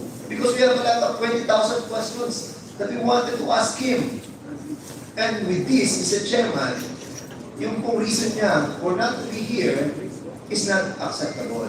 So, Mr. Chairman, I believe that my position, in trying to inhibit ourselves in this investigation pertaining to the number one issue that we mentioned, and also with the issue of Colonel Grijaldo, we will comply with the mandate of this WADCO to inhibit ourselves and be a part of the resource persons that will be questioned by the members of this WADCO.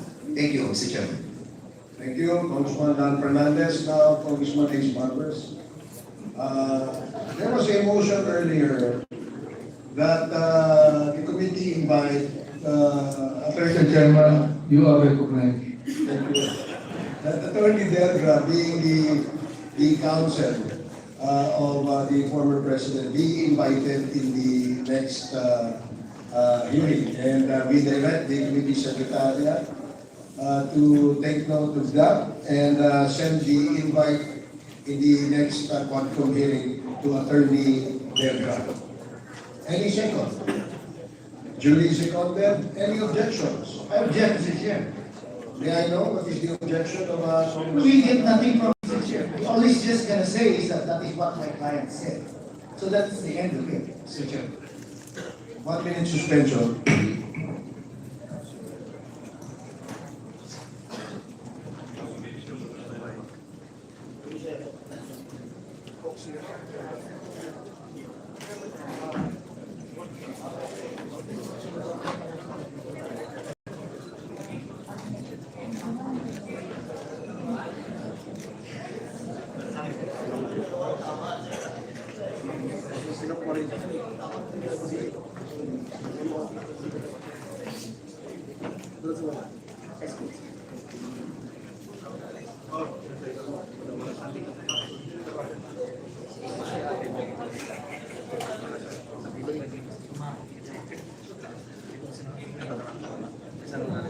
Hearing is resumed. Mr. Chair, Let me just state parliamentary inquiry. the parliamentary status before we went on recess. The parliamentary status is that we are approving and voting on the motion by Congressman Ako to invite Attorney Delgra, being the lawyer and counsel of the former president. And when the chair asked for a second, there was a second to this motion. But when the chair asked for an objection, there was an objection stated by Congressman Flores. If I made to understand, Congressman Flores, that you are withdrawing your objection?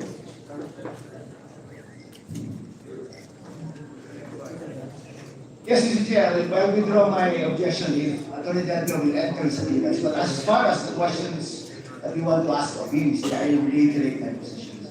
Okay, that is noted. Thank you. Since the objections of the objection of Congressman Flores has been withdrawn, then the chair will rule that the motion is approved.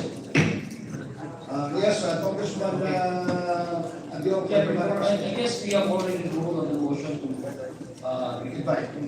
That's correct. Just to put context, Mr. Chair, of the manifestation of this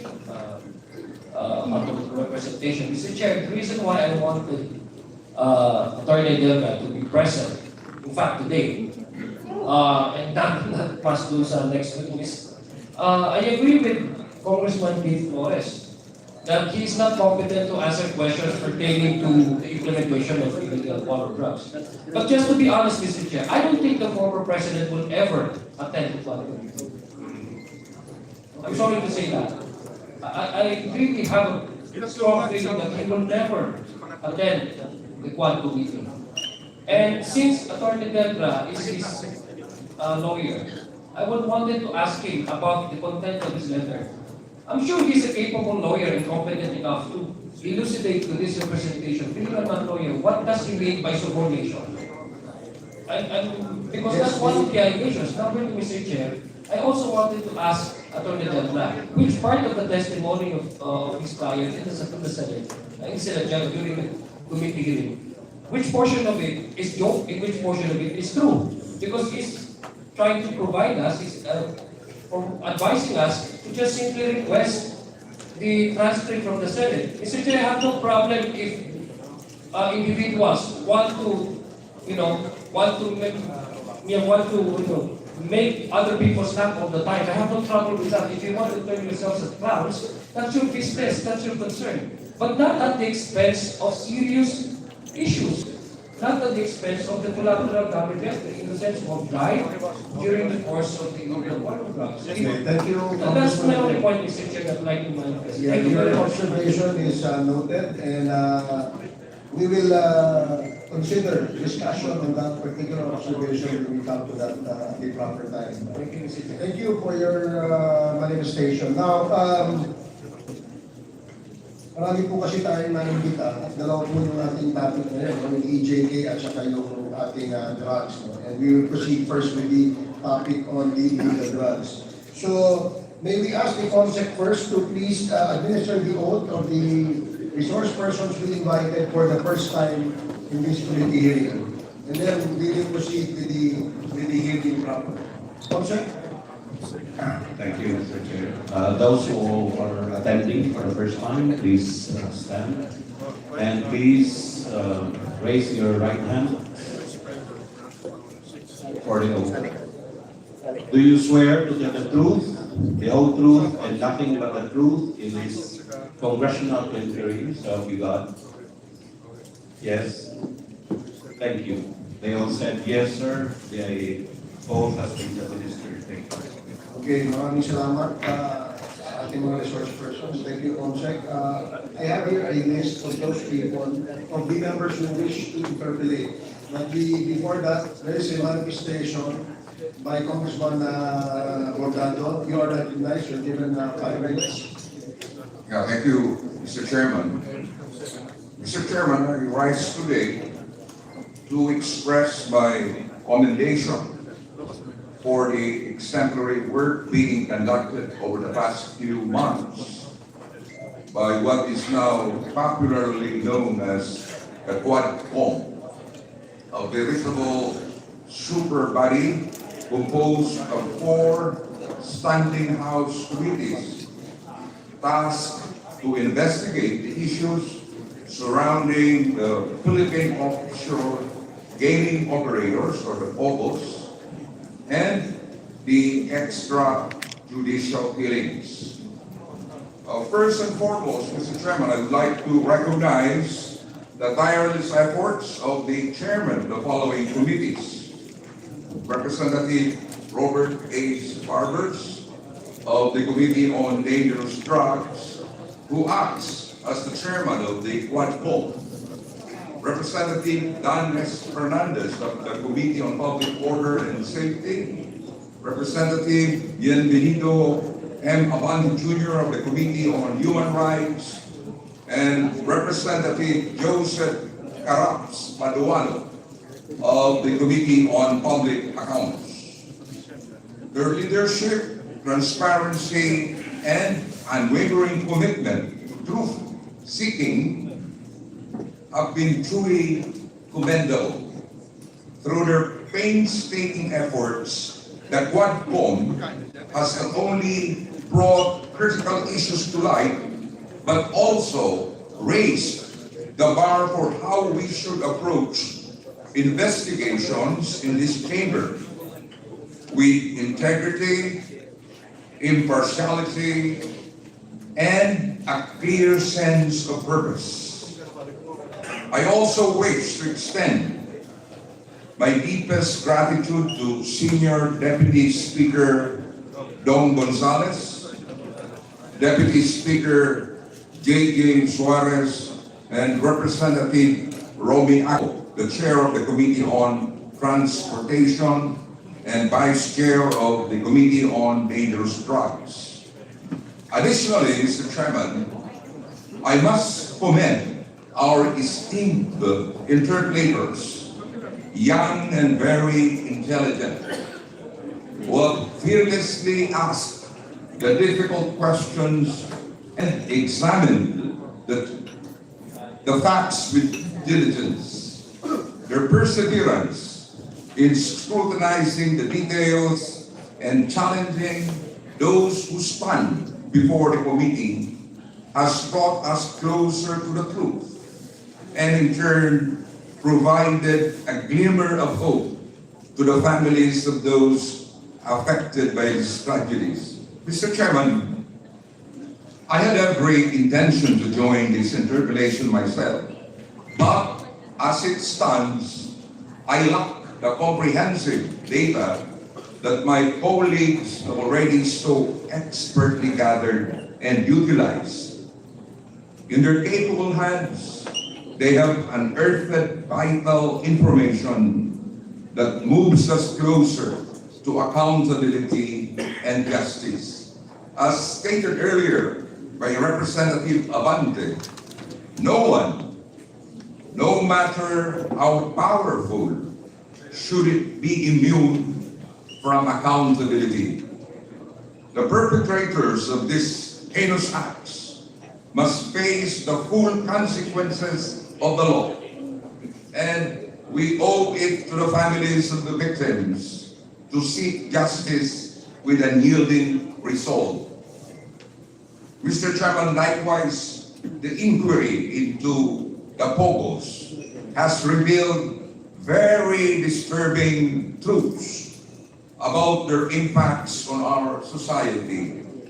The revelations surrounding criminal activities tied to these operators demand our swift and decisive action to ensure that such harmful elements are rooted out and prevented from further damaging our social and economic fabric. Mr. Chairman, let us remain united in our pursuit of truth, justice, and accountability. We must not allow this investigation to falter, nor the voices of those who seek justice to go unheard.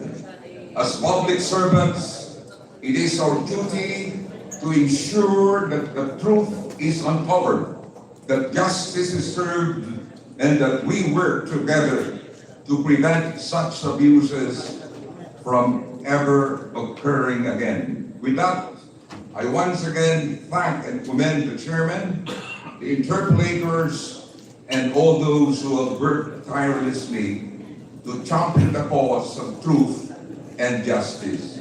Thank you, Mr. Chairman. Thank you very much, Congressman Longado. Maraming salamat sa inyong pagpupuri sa Quadcom, and this would not have been possible, of course, as we all know, without the support of the Secretariat, the members of the 19th Congress, as well as the leadership of the House, headed by the Speaker himself, Speaker Martin Romualdez. So before we proceed to the... Yes, Congressman Suarez? Yeah, just because the good Congressman mentioned my name, can I just have 2 minutes? You have 2 minutes. Yeah, I would like to thank Congressman Collado for your kind words. The success of the Quadcom is not solely because of the efforts of the representatives of the 19th Congress, but also the resource persons who come, who make time, who patiently wait for their time to be heard, and to be given the opportunity to explain. That's why I would like to manifest, Mr. Chair, my disappointment that our former president is absent today. In fact, dito po talaga natin malalaman yung katotohanan pag nabibigyan natin ng pagkakataon magsalita at magpaliwanag. At kung hindi po natin bubuksan ng mga usapin na mabibigat at mahihirap, paano po natin mabibigyan ng hustisya at katarungan at sagot sa maraming tanong na bumabalot sa ating bansa. Napakita na po ng ating committee na nagbibigay at nakakapaglabas tayo ng mga legislation, proposed legislation. I would like to commend the chairman of this committee for again earlier today going to the records department and submitting another proposed measure, which I think will benefit the country with regards to the forfeiture of illegally source properties na pwede pong maibigay at magamit ng ating mamamayang Pilipino. So muli, Congressman Bernardo, napapasalamat po ako sa mga magagandang salita mo at sana magsilbing inspirasyon to para sa ating lahat na patuloy po natin paglaban ng katotohanan at hanapin po natin ang mga tamang solusyon sa mga totoong problema na hinaharap ng ating bansa. Maraming salamat. Thank you, Deputy Speaker Suarez. Before we proceed with the hearing proper, ito muna i-acknowledge natin yung ating mga members who just came in. Congressman Ernesto Ernix Junicio Jr., Congressman Nordan Suman, Michael Vargas, Congressman Jefferson Kong-Hun, Congressman Salvador Plato, Congressman Joboy Aquino. Welcome and good morning po sa inyo. Now, we have on Zoom a former member of the Philippine National Police who was if I'm not mistaken, the deputy of the drug enforcement group that operated on several illegal clandestine shabu laboratories and anti-illegal drug operations in the past. And I think he is now on Zoom. May we ask Colonel Asherto if you are present?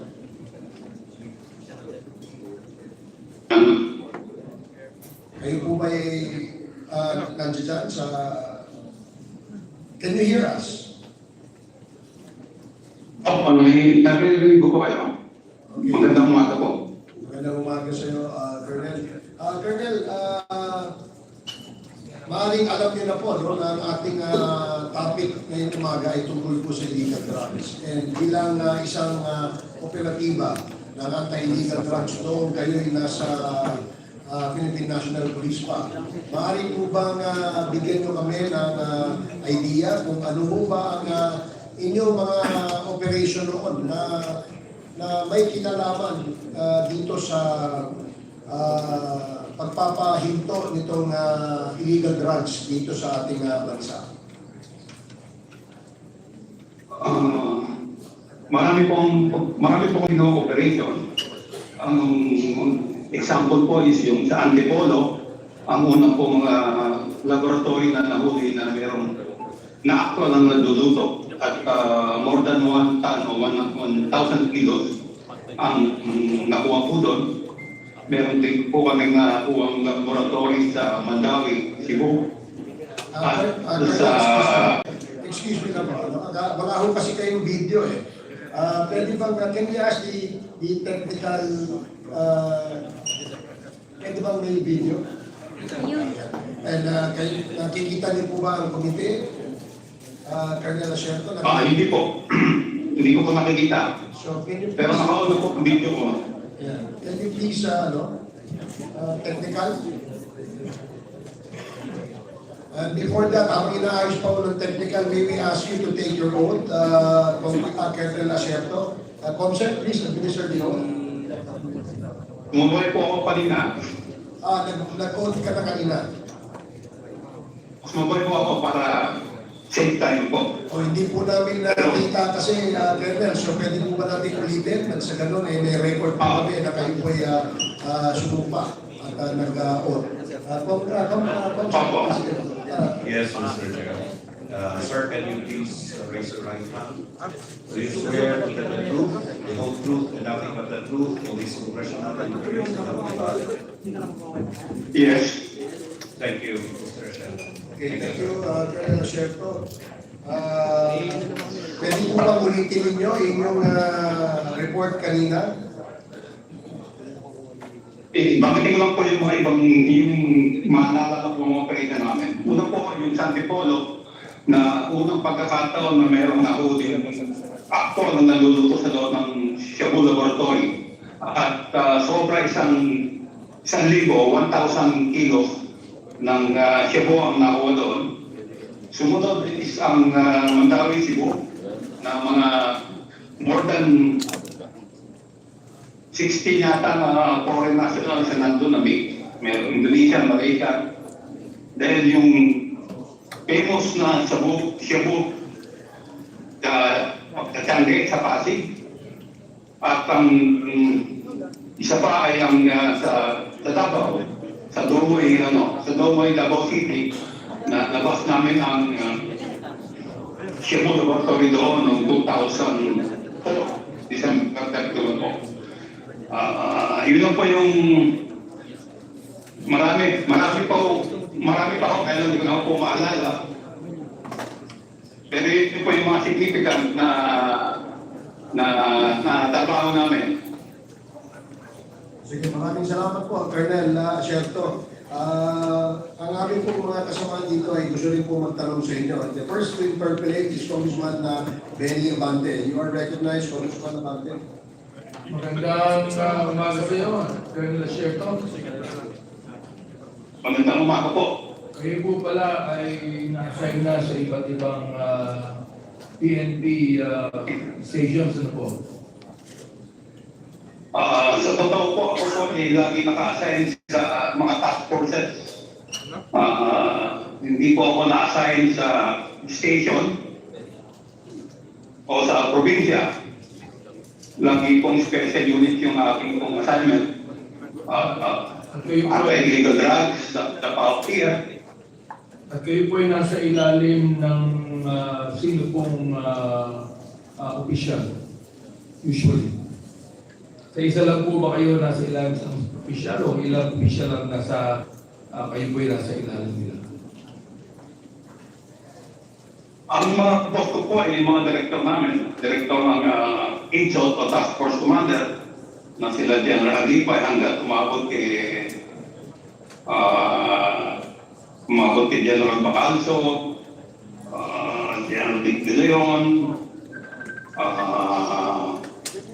General Taklat. Then nung bandang huli na, ang pinakahuling boss ko po ay si Colonel Perro, si General Mijares. Yun po ang mga naging boss ko po. Alam po ba nila ang inyong involvement sa mga operasyon nito? At alam po ba nila ang inyong mga in-expose recently? Involved po ba sila dyan o hindi po? Ako po, hindi man lang po ako nagtatrabaho ng kailan ng boss ko. Alam po nila na lahat yun. Kung ang tinutukoy niyo po ay tungkol sa report na ginawa ko tungkol kay Michael Yap at kay Alan Lim, alam po yan ng aking director during that time na si Director Mijares. Meron po ba silang ginawang report tungkol dito o kayo po ba ay silang nag-agree po ba sila sa inyo o sila po ba ay sumang-ayon o nakasama kayo upang expose yung mga bagay na ito? Kasabi ng palad po, sinabit ko po ang report ko kay General Bato, pero wala po nangyari. Hindi po niya inaksyonan. Iba po ang ginawa niya. Ang ginawa niya, ang kinausap niya ay si Alan Lim. Imbis na ako yung kausapin na gumawa ng report, si Alan Lim ang kinausap niya. Then, nagbigay din po ako ng report kay Director General Aquino ng PIDEA. Sa kanya naman po, in fairness po sa kanya, pinatawag niya ako, kinausap niya ako, in-explain ko sa kanya yung report ko kung paano ko nakuha. At ang sabi niya, ipapaabot niya sa Malacanang. Pero, nung pumutok na po ito, medyo nag-deny po siya na ang sabi niya is hindi niya maalala kung kanino niya binigay sa Malacanang. Nakakapagtaka naman po noon eh. Napaka-importante yung report, kaya alam po kanino iniwan yung report, kanino binigay. Then nagbigay din po ako ng report kay General Albayalde, si PNP Albayalde. At nung una, dinilay niya, ganun din, dinilay niya nung una, pero nung sinabi niya meron litrato, medyo nakaalala niya. So inamin din niya, pero wala niyang ginawa. Katulad nila General Bato, De La Rosa, Aaron Aquino, at Oscar Albayalde, wala silang ginawa dun sa report. Talagang ginabayaan nila yung report. Then, hanggang sa umabot na yung hindi nila ma-dispute yung aking report. Ang ginawa nila is ako yung sinaraan. Sinaraan ako at yung team ko. Dahil nga doon, yung isang kasama ko na gumawa ng report, binukot, si Captain Lito Perote, hanggang ngayon nawawala. At ang isa ay binaril, namatay. Si retired Master Sergeant Jerry Liwanag. Wala po umaksyon sa report ko. Ano po ang posisyon ni Senator Bato de la Rosa kung kinausap niyo siya tungkol sa labi na ito? Siya po ang chief deputy noon, pero hindi po kami nag-usap ni Minsan tungkol sa report ko. Hindi niya ako kinausap. Ang kinausap niya ay si Alan Lim o si Lim Wenxiong. Yun ang kinausap niya. Kung hindi po kayo kinausap ni Senator Bato, paano po niya nalaman ang inyong operasyon? Nalaman niya po na meron akong report dahil meron po nagsabi sa kanya na meron akong report tungkol kay Lim Wenxiong o Alan Lim. Nalaman niya yung report ko na kay Director Pascolan. Pinawagan niya po si Director Pascolan pinakuha niya yung report ko. Nalaman ko po ito kasi tinawagan ako ni General Pascolan. Tinatanong ako kung nag-usap kami ni Chief PNP Bato that time. Hindi ko pa alam kung paano niya nalaman na meron akong report na ibinigay sa inyo. Noong pong 2017, sino po ang Director General ng Israel? Kayo po gumawa ng isang report noong 2017 na kung saan lumabas ang pangalan ng mga high profile ng mga tao. Tulad din ng Michael Yam at Alan Lim na kilalang parehong malapit kay dating Pangulong Duterte. Tama ba ito? Actually, meron pa isang pangalan po doon, si Johnson Chua. Johnson Chua. Ito pong report na ito ay naibigay po kay Senator Bato ng panahon niya. Naibigay po sa kanya. Pero wala po siyang ginawa. Wala. Ang ginawa niya po ay ang kinausap niya si Alan Lim. Dahil kinausap siya ni Michael Yam. Okay. Bakit po niya kinausap si Alan Lim? Palagay niyo. Ang alam ko po is kinonfront niya si Alan Lim at umamin si Alan Lim sa kanya kasi yung nahuli sa Cavite na laboratory na ang pangalan na ginagamit niya doon ay Wen Li Chen. Nga pala, at kaano mo si Miss Roslyn, kaano mo si Alan Lim? Your Honor, hindi ko kilala si Alan Lim. Hindi mo kilala. Okay. So, Colonel Asierto, yung pong Dumoy raid, kailan po nangyari ito? Dumoy raid? December 31 po, 2004. 2004. Sino po ang Director General ng Philippine National Police noon? Si General Naglipay po. General Naglipay. Okay. Pero po ng isang tanong doon, no? Sino po ba ang mga taong binantayan ninyo sa inyong surveillance? Tungkol dito. Ang prominent po doon na pangalan ay si Alan C. Alan C. Nasaan po siya? Wala na po. Nasa testimony na po ni Arturo Lascana kung ano yung nangyari kay Alan C. Okay, Colonel Asierto, pakibanggit niyo nga po sa amin sa Quadcom kung ano ang koneksyon ni Michael Yam sa drug at ang koneksyon ni Michael Yam sa dating Pangulo. Si Michael Yam po ay nung inibisigahan po namin yung sa Bromoy noong 2004, si Michael Yang ang 4. Pero ang participation ni Michael Yang, base doon sa impormasyon na nakuha namin, is nagsimula siya ng August. Ang participation niya is siya yung tumanggap ng dalawang 40-footer container pa na naglalaman ng mga saring-saring gamit ng mga chemical at equipment at mga ibang produkto na ginamit sa pagtatayo ng laboratory sa Dormoy at yung doon sa nahuli sa Cagayan de Oro.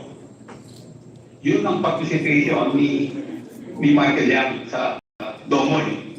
So, of course siya, nag-participate pero during our surveillance noong October hanggang mabas natin noong December 31, hindi namin siya nakita. Si Michael Yang po ay una kong natanggap ang information sa kanya noong April 2016, campaign period.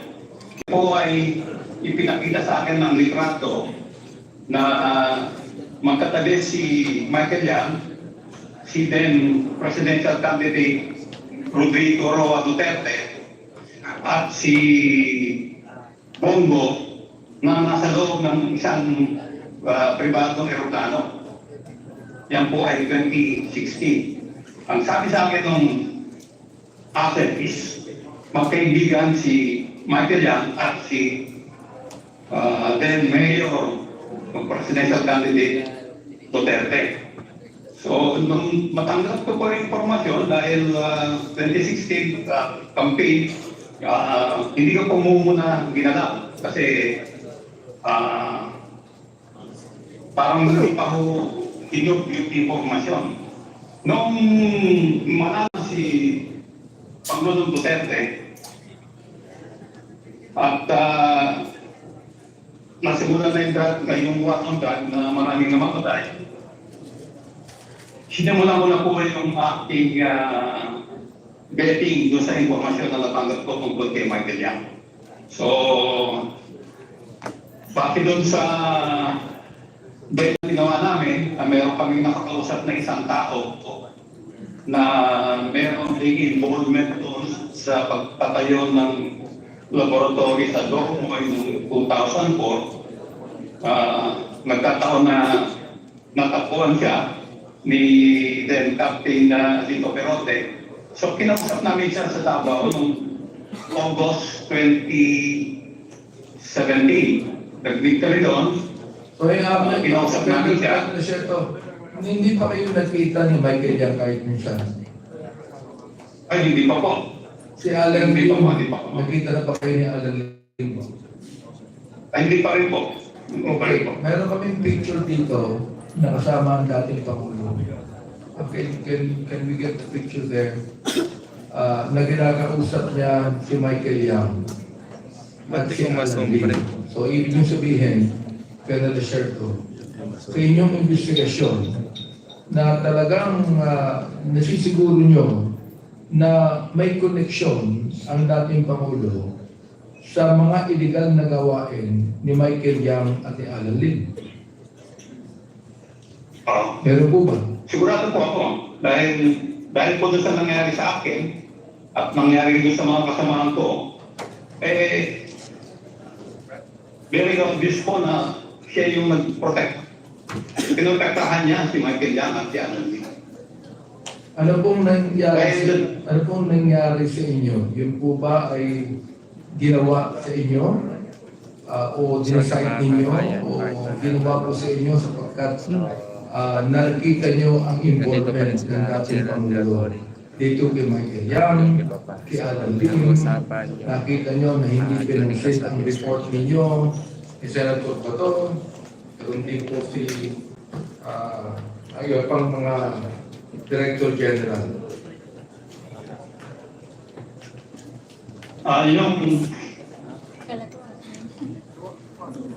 parang lumabas po kasi nung hindi rin naman dispute yung aking report kasi supported naman po ng mga dokumento. May mga warrant of arrest si Johnson Chua, mayroong court decision si Ruel Lincoln o si Alan Lim sa Cavite. So, hindi nila ma-dispute yung report eh. Ang ginawa nila, isinira nila kami. Naglabas sila ng white paper, ginawa kami ng matrix. Sino po gumawa nun? Sino po gumawa nun? At alam niyo po ba? Kilala niyo po ba? Sino gumawa sa inyo ng white paper na yan? Sila po ba ay nasa loob ng Philippine National Police? Sila po ba ay mataas na opisyal ng Philippine National Police? Meron po akong suspecta kung sino ang gumawa. Pero hindi pa po kumpleto yung aking ebidensya. Pero alam po namin na siya yung gumawa. Kaya hindi pa po kumpleto. At yan pong white paper ay ginamit ni Pangulong Duterte nung salita siya sa General Santos. Yung papel na winawag-iwan niya na sinasabi kung ano tungkol sa amin, na ako raw nag-smuggle ng AK-47, nagbigay ako ng baril ng AK-47 sa NPA, nakikinap daw kami ng mga Chinese, pinapatubos, at kung ano pang mga ano, pati yung pagpapay sa kopya namin, binintang sa amin. So, Kailan po nangyari yun? kaya Kailan po nangyari yun? yung hindi ko po matandaan exact kung kailan yun sa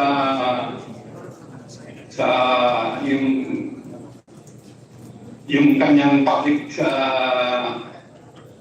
engagement sa General Santos. Pasensya na po kayo, talaga pong medyo mahina po yung ating pag-alala sa date. Pero lahat naman po yan is nasa media. Lumabas na po sa media yan. So, lahat po itong sinasabi ko ay nangyari, mag-verify po sa media. Meron po ba kayong sariling dokumento na nagsasaad na si Michael Yang po at Alan Lim at ang ibang mga PNP chief ay may connection dito sa inyong iniimbestigahan? Ang ginawa ko pong report ay nasa kanila, pinag-impose pa nila yung report ko. Ano po ba yung kopya ng report na yan?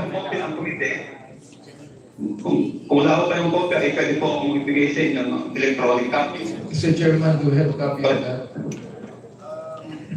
Object, do we have a copy of the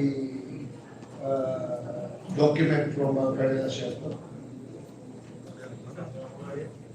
There were submissions in the past, sir. We have to check if Just in case lang na nawala yung kopya, can we ask another copy from you, Colonel Asierto? Ako, ipadala ko na lang po. Lahat po ng dokumento na meron ako, pati mga notes, mga pictures, mga passport picture ni Alan Lim o ni Len Dimension, ipadala ko po sa inyo. So, Colonel Asierto, of course, alam niyo na under oath po kayo. So, lahat po ng inyong mga sinabi, mga binanggit ngayong araw na ito sa aming Quadcom ay puro katotohanan po lamang. Wala pong halong katotohanan po ba ito? Ang pangalawang tanong, wala bang halong politiko ito? Ang pangatlong tanong, masama ba ang loob niyo sa dating Pangulo o sa mga Director General, kaya kayo nagsasabi ng ganito ngayon? Pakisagot po. Sobrang aking ng taon na po kung lumalaban sa katotohanan. Kung ang aking report ay hindi totoo, ay madali po na lang itong i-discredit. Pero hindi nila agad i-present si Alan Lim o si Michael Yang. Si Michael Yang meron siyang tattoo sa likod. Ang alias niya is Dragon. Kasi meron siyang tattoo sa Dragon. Lahat po yan nasa report ko. Mayroon po tattoo Kung ako po yun, si Michael Yang. ako sa likod. Ang alias Dragon po ang tawag sa kanya. Akala ko ba hindi pa kayo nakita ng Michael Yang? Paano yun lamang meron siyang tattoo sa likod? Sino may sabi sa inyo, meron siyang tattoo sa likod? Yun po yung binanggit nung confidential informant na nung ipinakita ko po yung mga pictures, yung iba-ibang pictures ng mga Chinese o iba-ibang photos. Tinuro niya po yung picture ni Michael Yang. Pero ang tawag niya, yan po si Dragon. Sabi niya, bakit dragon? Sabi ko sa kanya, bakit dragon? Sir, meron po siyang tapo sa likod ng dragon. Pwede niyo ba sabihin sa atin kung sino po yung informant na yun? Nandun po yun sa report ko. Nasa report ninyo. Opo, nasa report ko po yun. Kung pwede po, pakibigay po sa amin lahat ng mga dokumento para makita po namin ito. Yan.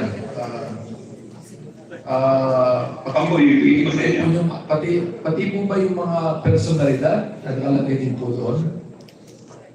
Opo, meron po yung meron pa akong summary information ni Johnson Chua, ni Michael Yang, at saka ni Alan Lim.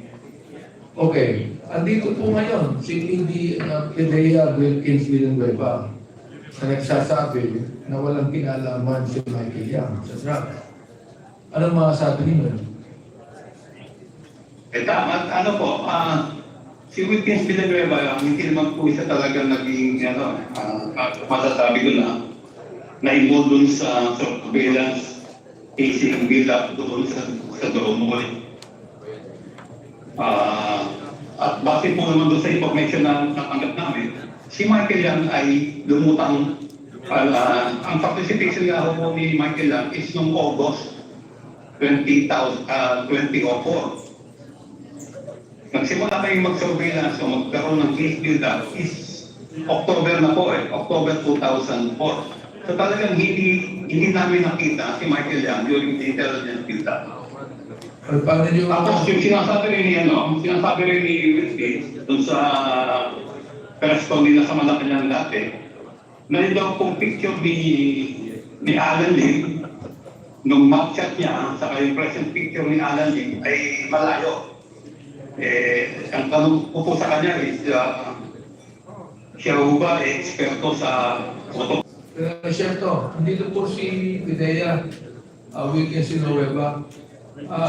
Pidea Wilkins, can you say something about this?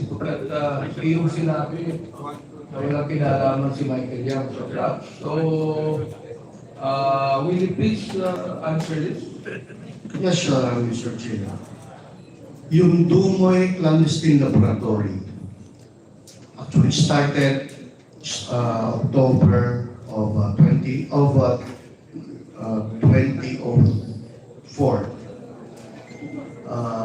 The information came from the Drug Enforcement Administration ng United States of America.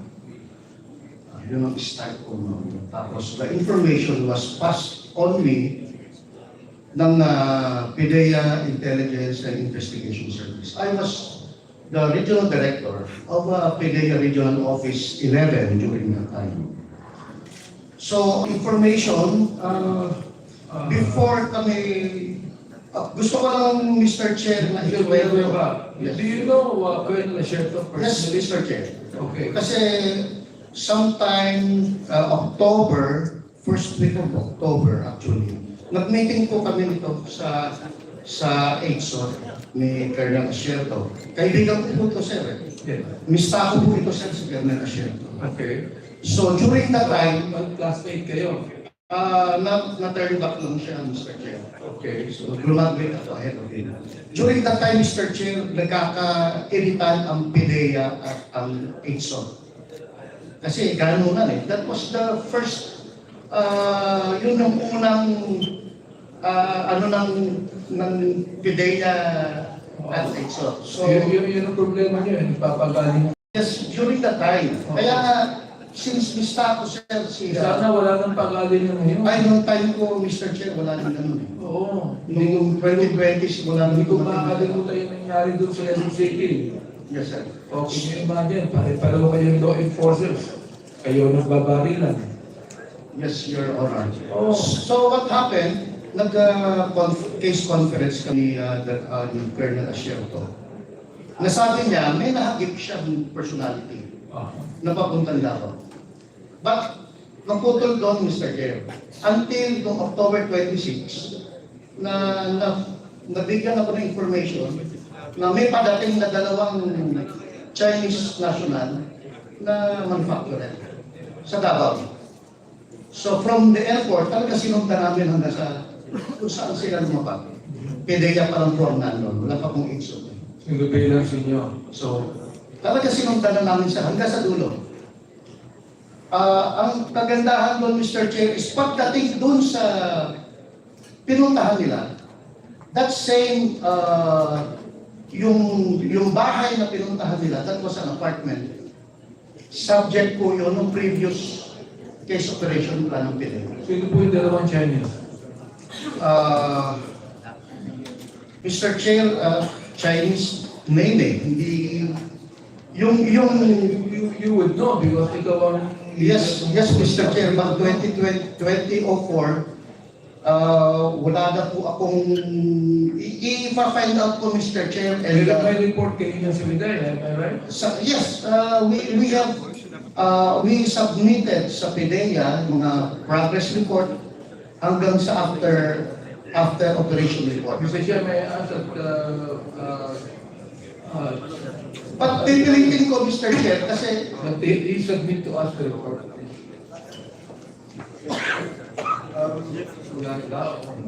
pipilitin kong hanapin sa files ko, Mr. Chair, kasi yung sobrang tagal,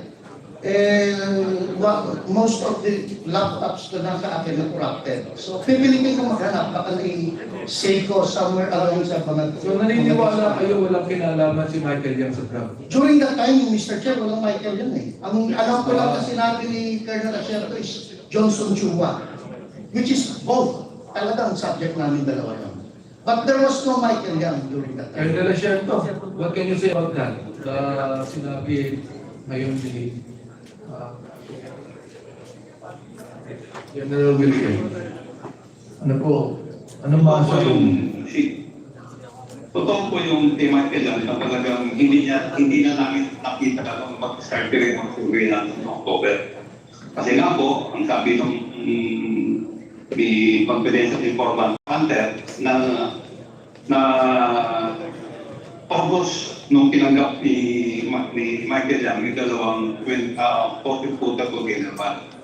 Yung sinasabi niya naman po tungkol doon sa information na galing USDA, tama po yun, na galing USDA. Sa akin po ibigay. Ang information na binigay sa akin ng USDA is nagbigay siya ng isang number, nag-load number, na ang last 4 digit is 1988. Kaya, Totoo. Yes, Mr. Chair, binigyan nga ako ng lobby ko ni Colonel Asierto about that. Okay. Na yung information niya na yung lab na yun, tumumbok nasa Davao. So doon kami nagkatugma.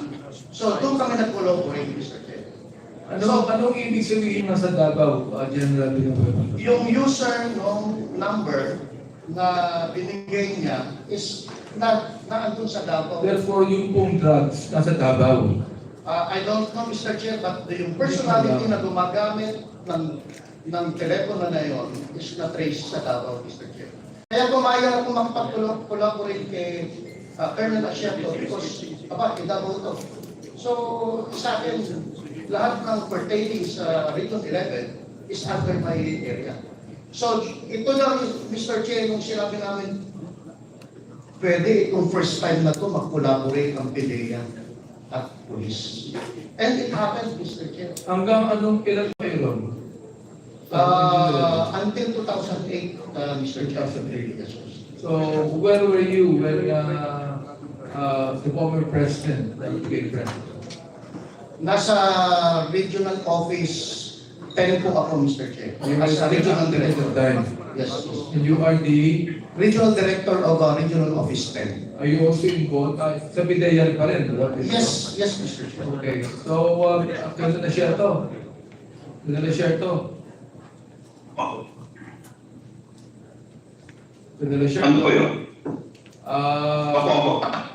General Villanueva attested and agreed with you on on what you said. So, can you continue on?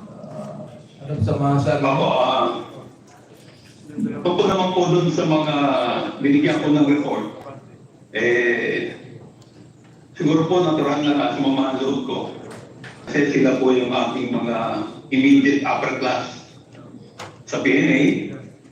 Aming si General Aquino, class 85, siya ang nag-receive sa amin. Nung demo kami, sila yung class na nag-receive sa amin. Tapos ang mga squad leader namin, 86.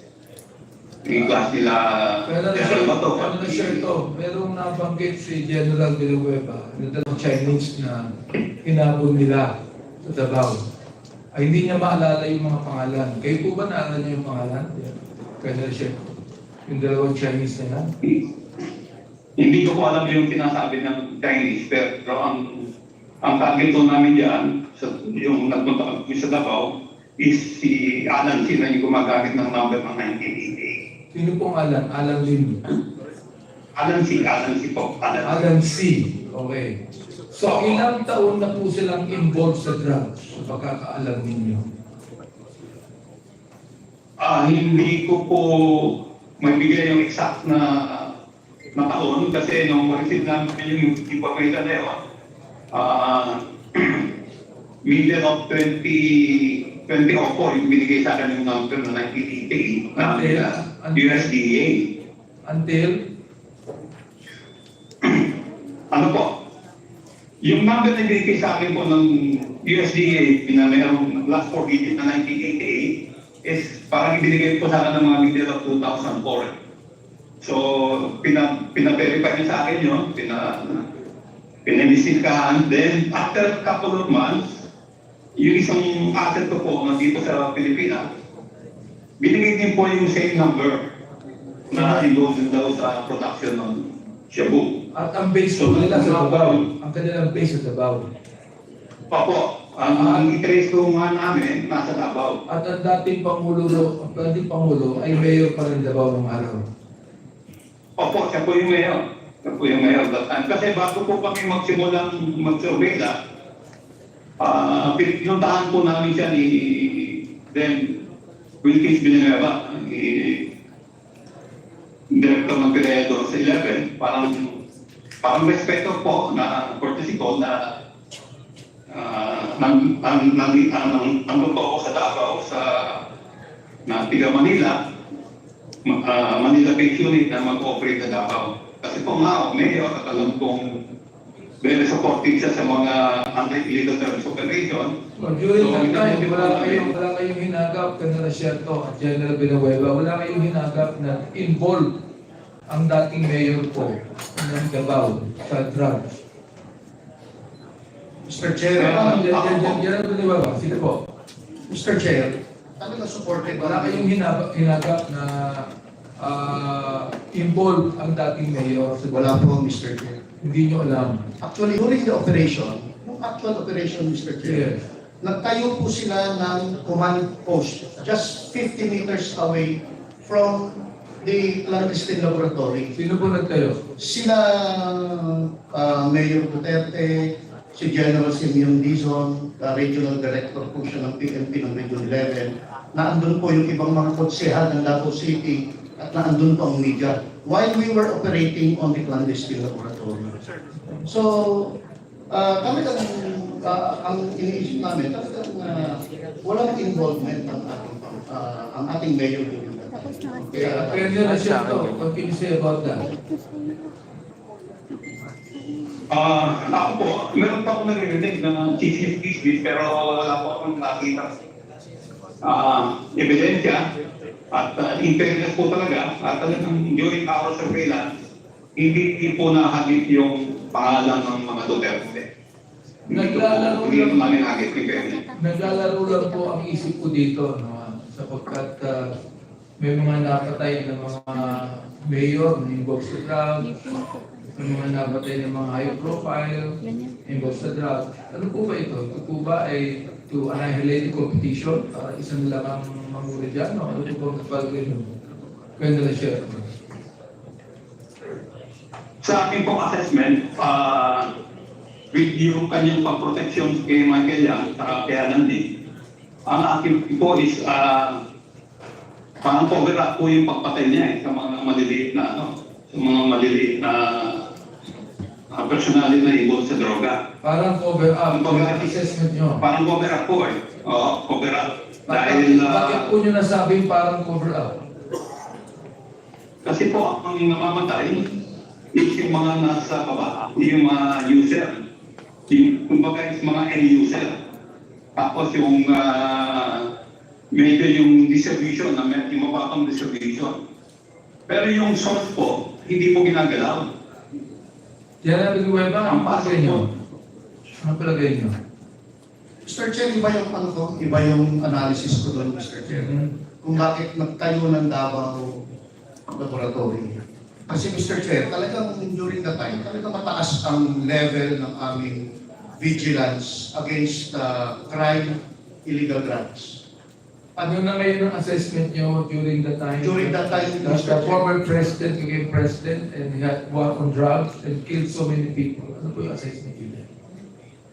For example, like Mayor Espinosa, pinatay po, Maruhinog, pinatay, si Jed Mabilo ay kinakailang umalis ng Pilipinas sapagkat pinagbintangan. Ano po ang assessment nyo? Mr. Chair, hindi ko, I cannot give any assessment on it. Because doon lang po ako sa anti-illegal drug campaign. Well, that's anti-illegal. Yes, Mr. Chair, Pero anti-illegal campaign. pero wala akong actual na ibigay na pwede kong ituro ang ating presidente. Oh. So, I cannot speculate on the things na wala po akong personal knowledge. Of course, that's true. Yeah. Anyway, Mr. Chairman, ituloy ko na lang mamaya para yung ibang naman yung makapagtanong. Thank you very much. Salamat, Congressman Manfred. The next speaker is Congressman Ernest Ganesha. You're right, Congressman. 5 minutes. Thank you, Mr. Chair. Just to have a clearer perspective and background, I'd like to ask some few questions to Colonel Asierto. Colonel Asierto, magandang hapon po sa inyo. Just to make clear of things, dati po ba yung police, tama po ba? Magandang hapon po, opo. Ano po ba kayo? Nag-PNPA, PNA, at anong batch po kayo nagtapos? Kabilang po sa PNA class of 1989. Philippine Military Academy po, PNA? Opo, PNA po. 1989. 1989. Opo. Noong taong 2003, kayo po ay kasama sa founding team ng PNP's first separate drug unit, yung Anti-Illegal Drug Special Operations Task Force, kung tawagin, tama po ba? Opo, doon po ako nakasan during that time. Ano po yung naging katungkulan nyo dun sa task force na yun? Isa po ako sa mga unit chief. Ang ako ko po yung Special Operation Unit 3. Specifically for drug eradication po, tama po? Opo, ang ano po namin, ang focus po namin is yung high value targets, yung mga foreign national. Na-involve sa illegal na droga. Opo. Noong taong 2015 naman po, task force nag-expand siya eh. Naging illegal drugs group, AIDG. Tama po. Opo, transition po siya. At kayo naging bahagi nun. Parte rin po kayo nun. Naging parte rin po ako. Eventually, naging PNP Drug Enforcement Group o DEG. Kayo naging bahagi rin po nun. Tama po. Opo, naging deputy po ako nung i-organize po yung drug enforcement group. Ako po yung in-appoint na ni PNP Bato de la Rosa at that time na maging deputy for administration. I can see, Colonel Asierto, that you have a wide experience in the anti-illegal drug campaign, being part of multiple groups that is specifically tasked to eradicate illegal drugs. Kung susumahin po ang inyong karanasan, bilang isang anti-drug operative, gaano po kahaba ang naging karanasan ninyo? Siguro po mga almost 2 decades po. Sa haba po nung karanasan ninyo, naging matagumpay naman po sa pananaw ninyo ang mga operasyon na nagawa nyo laban sa illegal na droga. Opo, masasabi ko pong naging epektibo yung aming unit, SOU3, at marami po kami nakuha award. Almost yearly kami ang makakuha ng award, yung mga tawang ko. At very close po ako sa mga pag-contact part. Sa maiksing pananalita po, very briefly, choosing a few of your major accomplishments, partly that has been mentioned earlier or not, pakibahagi nga po sa committee ito yung pinaka malaking accomplishment nyo sa paglaban sa illegal na droga. Siguro po yung pinakamalaking accomplishment ko is yung na-discover namin yung protection na ibinigay ni Pangulong Duterte sa dalawang drug personalities na si Michael Yap at si Alan Lim. Tingin po yan yung pinakamalaking accomplishment ko. Kaya lang ako is nalagakasan ako ng dalawang kasama ko. Pakipaliwanag po, ano po ibig sabihin ng nalagasan? Yung si Captain Perote po, dilubot sa Bacolod noong April 19, 2019. At si Master Sergeant retired Master Sergeant Jerry Diwalas, pinatay po noong February 24, 2021. Sila po ba mga kasama nyo rin sa PNA? Hindi po, mga tawang ko po sila sa SOU3. Mga from the ranks po sila. Sa anti-drug operation unit nyo rin po? Opo. First time ko pong narinig yung nangyari na yan. Ano po ba ang sa tingin nyo, bakit po ba o sino po ba ang may kagagawa ng pagkamatay ng inyong mga kasamahan sa anti-illegal drug campaign? Wala pong iba kundi yung dating Pangulong Duterte. Dahil gusto nila kaming patahimikin dahil na-discover namin na involvement ni Michael Yan sa ni Alan Lim. Ito rin po ba yung dahilan kung bakit wala po Wala kayong... pong sige po, pakituloy po. ano po yung tanong? Ito rin po ba yung dahilan kung bakit wala kayo rito ngayon at kayo po yung natatakot para sa inyong kaligtasan at buhay? Ng isang illegal anti-drug operative, kayo po ay nagsabit ng isang confidential report that was earlier touched by Congressman Benny Abante. A confidential report linking a high-profile personality sa illegal na drugs. Gaya na nabanggit kanina, ito ay si Michael Yang, Alan Lim, tao ba yun? Opo, at si Johnson Chua po. Kasama po siya, okay. Ano po yung posisyon ninyo nung ginawa ninyo yung particular na report na ito involving the personalities of Michael Yang, Alan Lim? At that time po ako ang Deputy Director for Administration ng Drug Enforcement Group. Base po sa report na ito na isinumiti ninyo at nagawa ninyo na inihanda ninyo sa sarili ninyo, paano nyo masasabi na involved si Michael Yang sa illegal na drug trade? Una, dahil dun sa report na ibinigay sa akin ng aking asset na-validate namin, then yung connection niya kay Johnson Chua kay Alan Lim.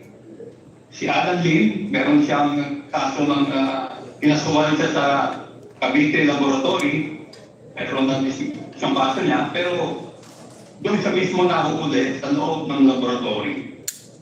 Si Johnson Chua, meron siyang standing warrant of arrest sa nag-inisyo ng Cagayan de Oro RTC at sa Paranaque RTC. So dalawang personality na involved sa droga, tapos si Michael Yang, hindi naman po mahirap magkaroon ng assessment doon sa kanyang involvement.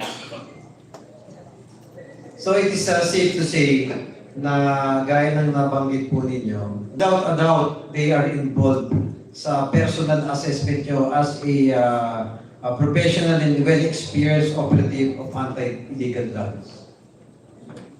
Ako ay 100% na yan si Alan Lim at si Lim Wenxiong ay isang tao lang po yan. At verified niyo po natin ito sa inyong Kasama po yan doon sa meron pong yung report ko po ay may mga tablet. Opo, bilang huling tanong na lang po, gusto ko lang ibigyan ng emphasis dahil narito ako sa tunaw. Kanino niyo po sinabit yung confidential report na ginawa niyo noong 2017? Muna ang binigyan ko po ng report ay si Director Cascolan na ipinakuha ni then Chief PNP Bato de la Rosa at nagbibitin pa ako ng report kay Director General Aquino ng PIDEA at nung po si Chief PNP Oscar Albayalde, binigyan ko rin po siya ng report. Ano po nangyari sa report? Wala po nangyari. Ako po ang binaliktad. Kung ano pong ibinintang sa akin at binilay nila yung mga report. Ang bisyo ng illegal na droga at sugal ang lipunan has no place in government. Ang bisyo ng illegal na droga at sugal ang lipunan has no place in government. And at the same time, it should be really eradicated. That's why I think that Quadcom, we will make laws and find ways to prevent these people who are involved in illegal drugs and illegal gambling to put a stop to them and not enter the government. Maraming salamat, Your Honor. Thank you, Congressman Junicio. The next to interpellate is Congressman Lordan Suman. You have 10 minutes.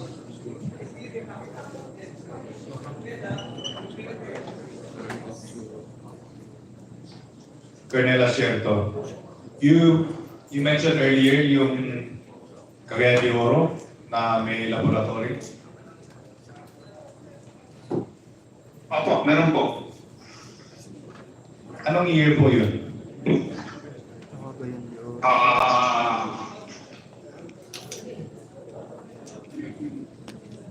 2005 po. Yung gumawa po inisyo noong August 31, 2005. Sino pong pagkakalam yung may-ari ng laboratory niyo? Actually, ano po siya, warehouse po siya. Ang nag-rent po ng warehouse, ang nakapangalan po ng nag-rent ay si Johnson Chua. Kaya po siya mayroong warrant. Si Johnson Chua po ba ay related or meron silang relation with Michael Yang? Hindi po, meron silang relation kasi si Johnson Chua po ang nag-finance o may-ari ng Tokoy Clandestine Laboratory. Tapos may connection din po si yung Dumoy Lab tsaka si Michael Yang. Would it be possible na may connection din yung Cagayan de Oro Lab with the brother of Michael Yang, Mr. Tony Yang? Hindi po malayo. Hindi po malayo. So it's possible? Highly possible po. Highly possible.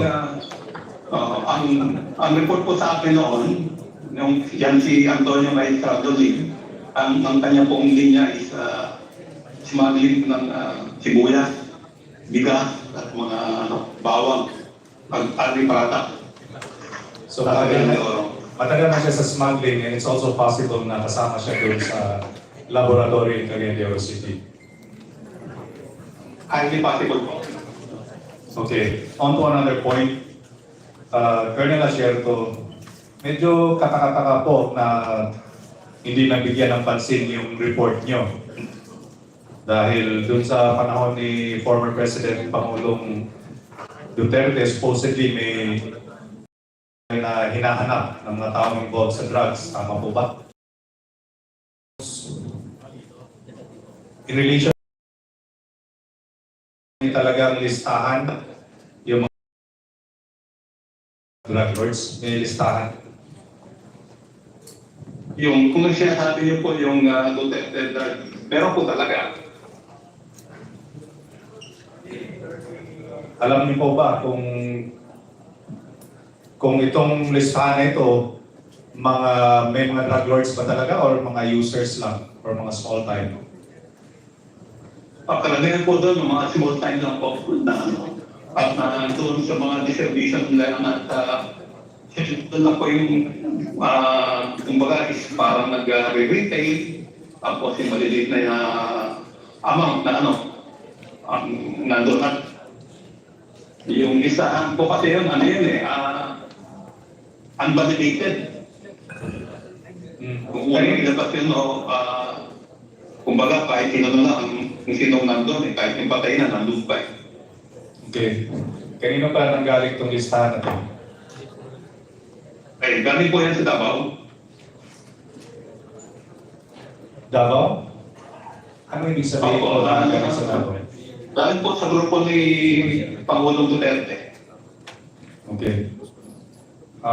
May alam rin po kayo kung paano na-verify yung nasa lista. Is there any verification? Alam niyo po yung validation, mangyari na lang po ng huli na eh. Nung una pong ilabas yan, marami pong mga taong gusto magpakir. Nagpupunta sa opisina para i-clear yung pangalan nila. Kaya lang po, yung mga PNP units, at that time, nagdadalawang isip, paano na i-clear yung pangalan ng tao na nasa listahan. Eh, yung listahan galing ng Malacanang. Okay. Ano pong nangyayari sa mga taong napupunta sa listahan na ito? Ano po ba yung order ng kapulisan regarding those on the list? Ang iba po namatay. Pero ngayon po ay ano doon, marami po doon mga namatay na po na neutralize. Yun po yung word nila. Neutralize means kill. Opo. Marami din pong nag-testimony dito po sa Quad Committee na may sinasabing may reward system po sa war on drugs na ito. Do you have any personal knowledge regarding this reward system? Open secret naman po yan, na yung reward na yan. As kung personal knowledge po,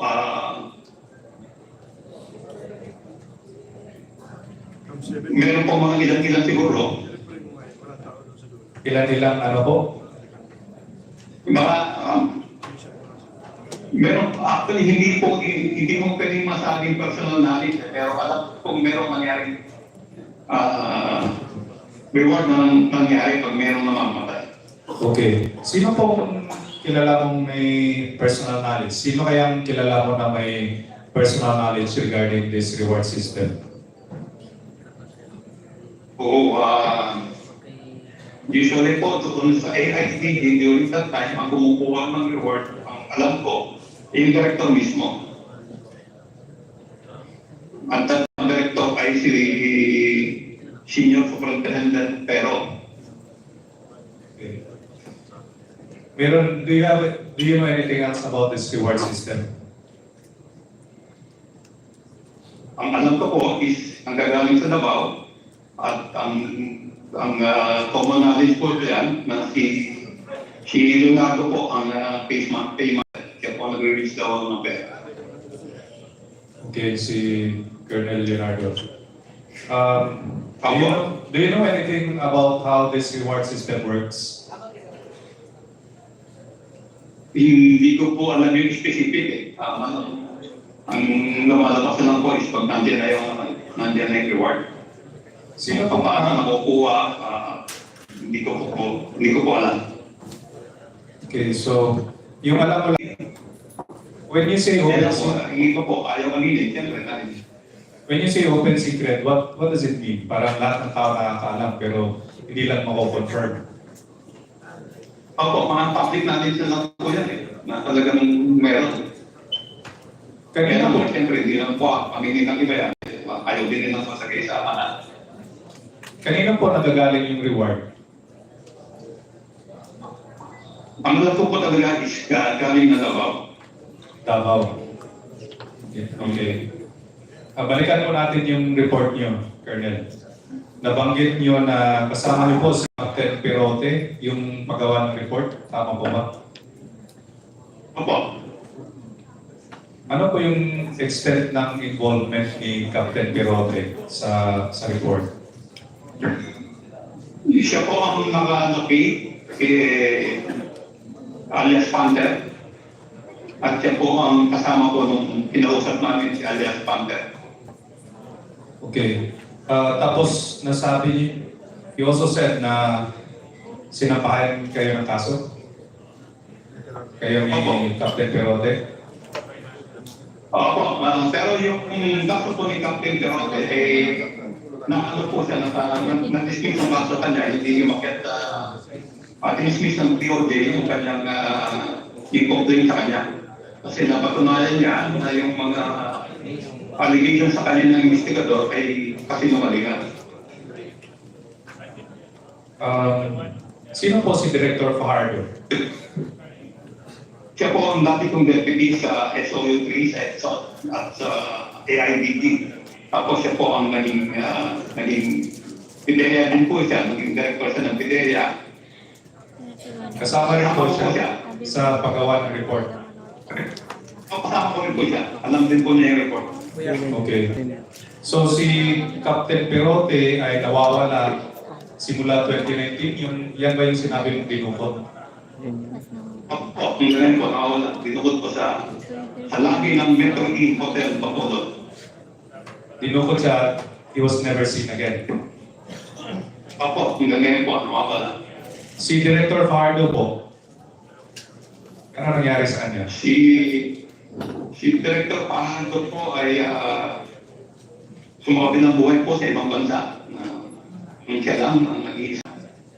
Okay, so buhay pa po siya. Wala na po, namatay na po siya. Okay. Were you able to talk to them before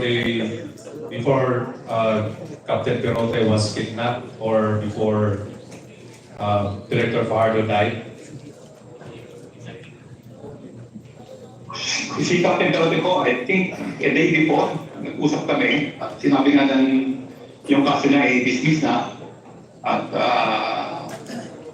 nagpapaalam siya, iyahatid niya yung mga anak niya sa Amerika. Pero hindi Paano yung date po, yun, binukot na siya. Si Director Fajardo po, Si Patty, hindi ko na po matandaan eh. Parang hindi na ho yata ako kami nagpapag-usap eh. meron pa bang ibang taong tumulong sa iyo sa paggawa ng report? Wala na po, kami lang po ni talaga pong kami ni Captain Perote, Director Fajardo. Okay. Baka pag binanggit ko pa ako, baka targetin pa ko nila eh. Sige po, we understand. Do you know Arturo Las Cañas? Ay, hindi ko po kilala si Bascan. Pero siya po ay isang former police officer na lumabas din at umamin na meron na personal daw siya pumatay on behalf sa former President Duterte bilang miyembro ng Davao Death Squad. Ano po ang nalalaman niyo regarding sa Davao Death Squad? Sa tingin ko po, totoo naman po yung Davao Death Squad. At si Las Cañas po is talagang member siya ng DDS. How do you know that Hindi po pwede itanggi yan eh. Bakit po? Common knowledge po ba yun? Okay. Maski nga po si Pangulong Duterte, inamin niya sa Senado Okay. na meron eh. Kasi nabanggit ni Las Cañas na sa kanyang report doon sa International Criminal Court regarding sa mga alleged illegal activities of the former president. Were you able to read this report? Or may alam po ba kayo regarding sa report ni Las Cañas? Ang nabasa ko po na one time, ang mako-confirm ko lang po doon sa mga sinabi niya is yung kay Alan C. Ano po yun? Yung kasi doon sa kanyang testimony doon sa ICC, meron binanggit niya yung si Alan C. Paano niya nabanggit? Na pinatay nga daw nila sa utos ni Pangulong Duterte. Pinatay nila. Okay. Regarding sa... He also said sa report niya regarding sa Dumoy raid, kung may namatay doon na almost 20 Chinese nationals. And he also said na mayroong 6 na namatay na nationals at 11 Chinese nationals na nahuli. Alam niyo po ba ito? Opo, sama po yun. Ano bang nangyari sa mga 11 Chinese nationals na hinuli? Ang nag-take charge po niyan, si Wilkins Villanueva. At balitaan ko na lang po. Kindly wrap up. Alin po kay Sergeant Lascanya, pinatay ko nila sa utos si Pangulong Duterte. Okay. No more questions, Mr. Chair. Thank you, Congressman Suman. The next to interpellate is Congressman Keith Flores, and then Congressman Ian Vargas, and then Congressman Johnny Pimentel, and then Congressman J.K. Luis. And then we will shift to the next topic for today. Congressman Flores, you're right. Thank you, Mr. Chair. I only have a few questions, Mr. Chair, since most have already been asked by Congressman Suman. Colonel Asierto, you testified earlier na medyo late na na-discover ang involvement ni Michael Yang sa Dumoy raid. Tama po ba?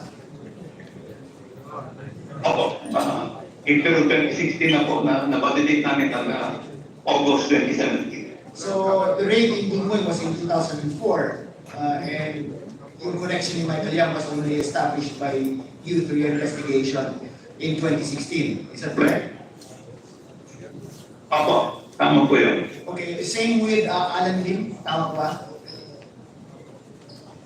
Kaya alam din po, 2003 pa ako, alam ko na po yung nahuli siya doon sa Cavite, 2003. So 2003 pa, makatulog na yung pangalan ni Alan Lim as someone who's involved in drugs. Is that correct? Yung nahuli po sila doon sa loob ng laboratory. Okay. Now, just to make sure na we're talking about the same Michael Yang and Alan Lim. Are these the same Michael Yang and Alan Lim who were prominently figured also in trips of the former President Duterte? Sila po ba? Baka po yung mga picture galing po sa akin, yung mga nakikita ng picture, ay galing po sa ating case build-up. Does the Comsat have pictures of this, Mr. Chair? Meron ba pictures of the picture showing Alan Lim and Michael Yang together with the President, the former President?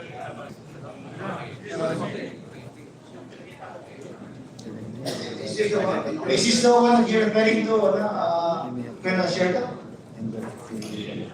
Wala po akong tingin. Wala. Sorry po. How about that? Ayan po, galing po sa akin yan. Meron po akong copy niya. So these are the same persons that you're referring to in your report? Yes po, yes po. And it is this report na sinabi mo na sinabit mo kay former PNP Chief Bato de la Rosa? Opo. And you also testified na walang nangyari dun sa report na binigay mo? Wala po, pero namatay po yung dalawa kasama ko at dikasyon na po ako kaya. Patong sa ulo na 50 million o 10 million. Publicly kasi, sinasabi ni President na ayaw na yung drugs. He was to be associated with anyone who is involved with drugs, di ba? And you're saying that he was together with these two persons na which you included in your report. Would it be possible na the PNP also conducted its own investigation and cleared these two? Si Michael Yang at si Alan Lim? I don't think meron pong proper investigation na ginawa. 99%. Ang ginawa po is talagang tinignan na po nila kagad without proper investigation.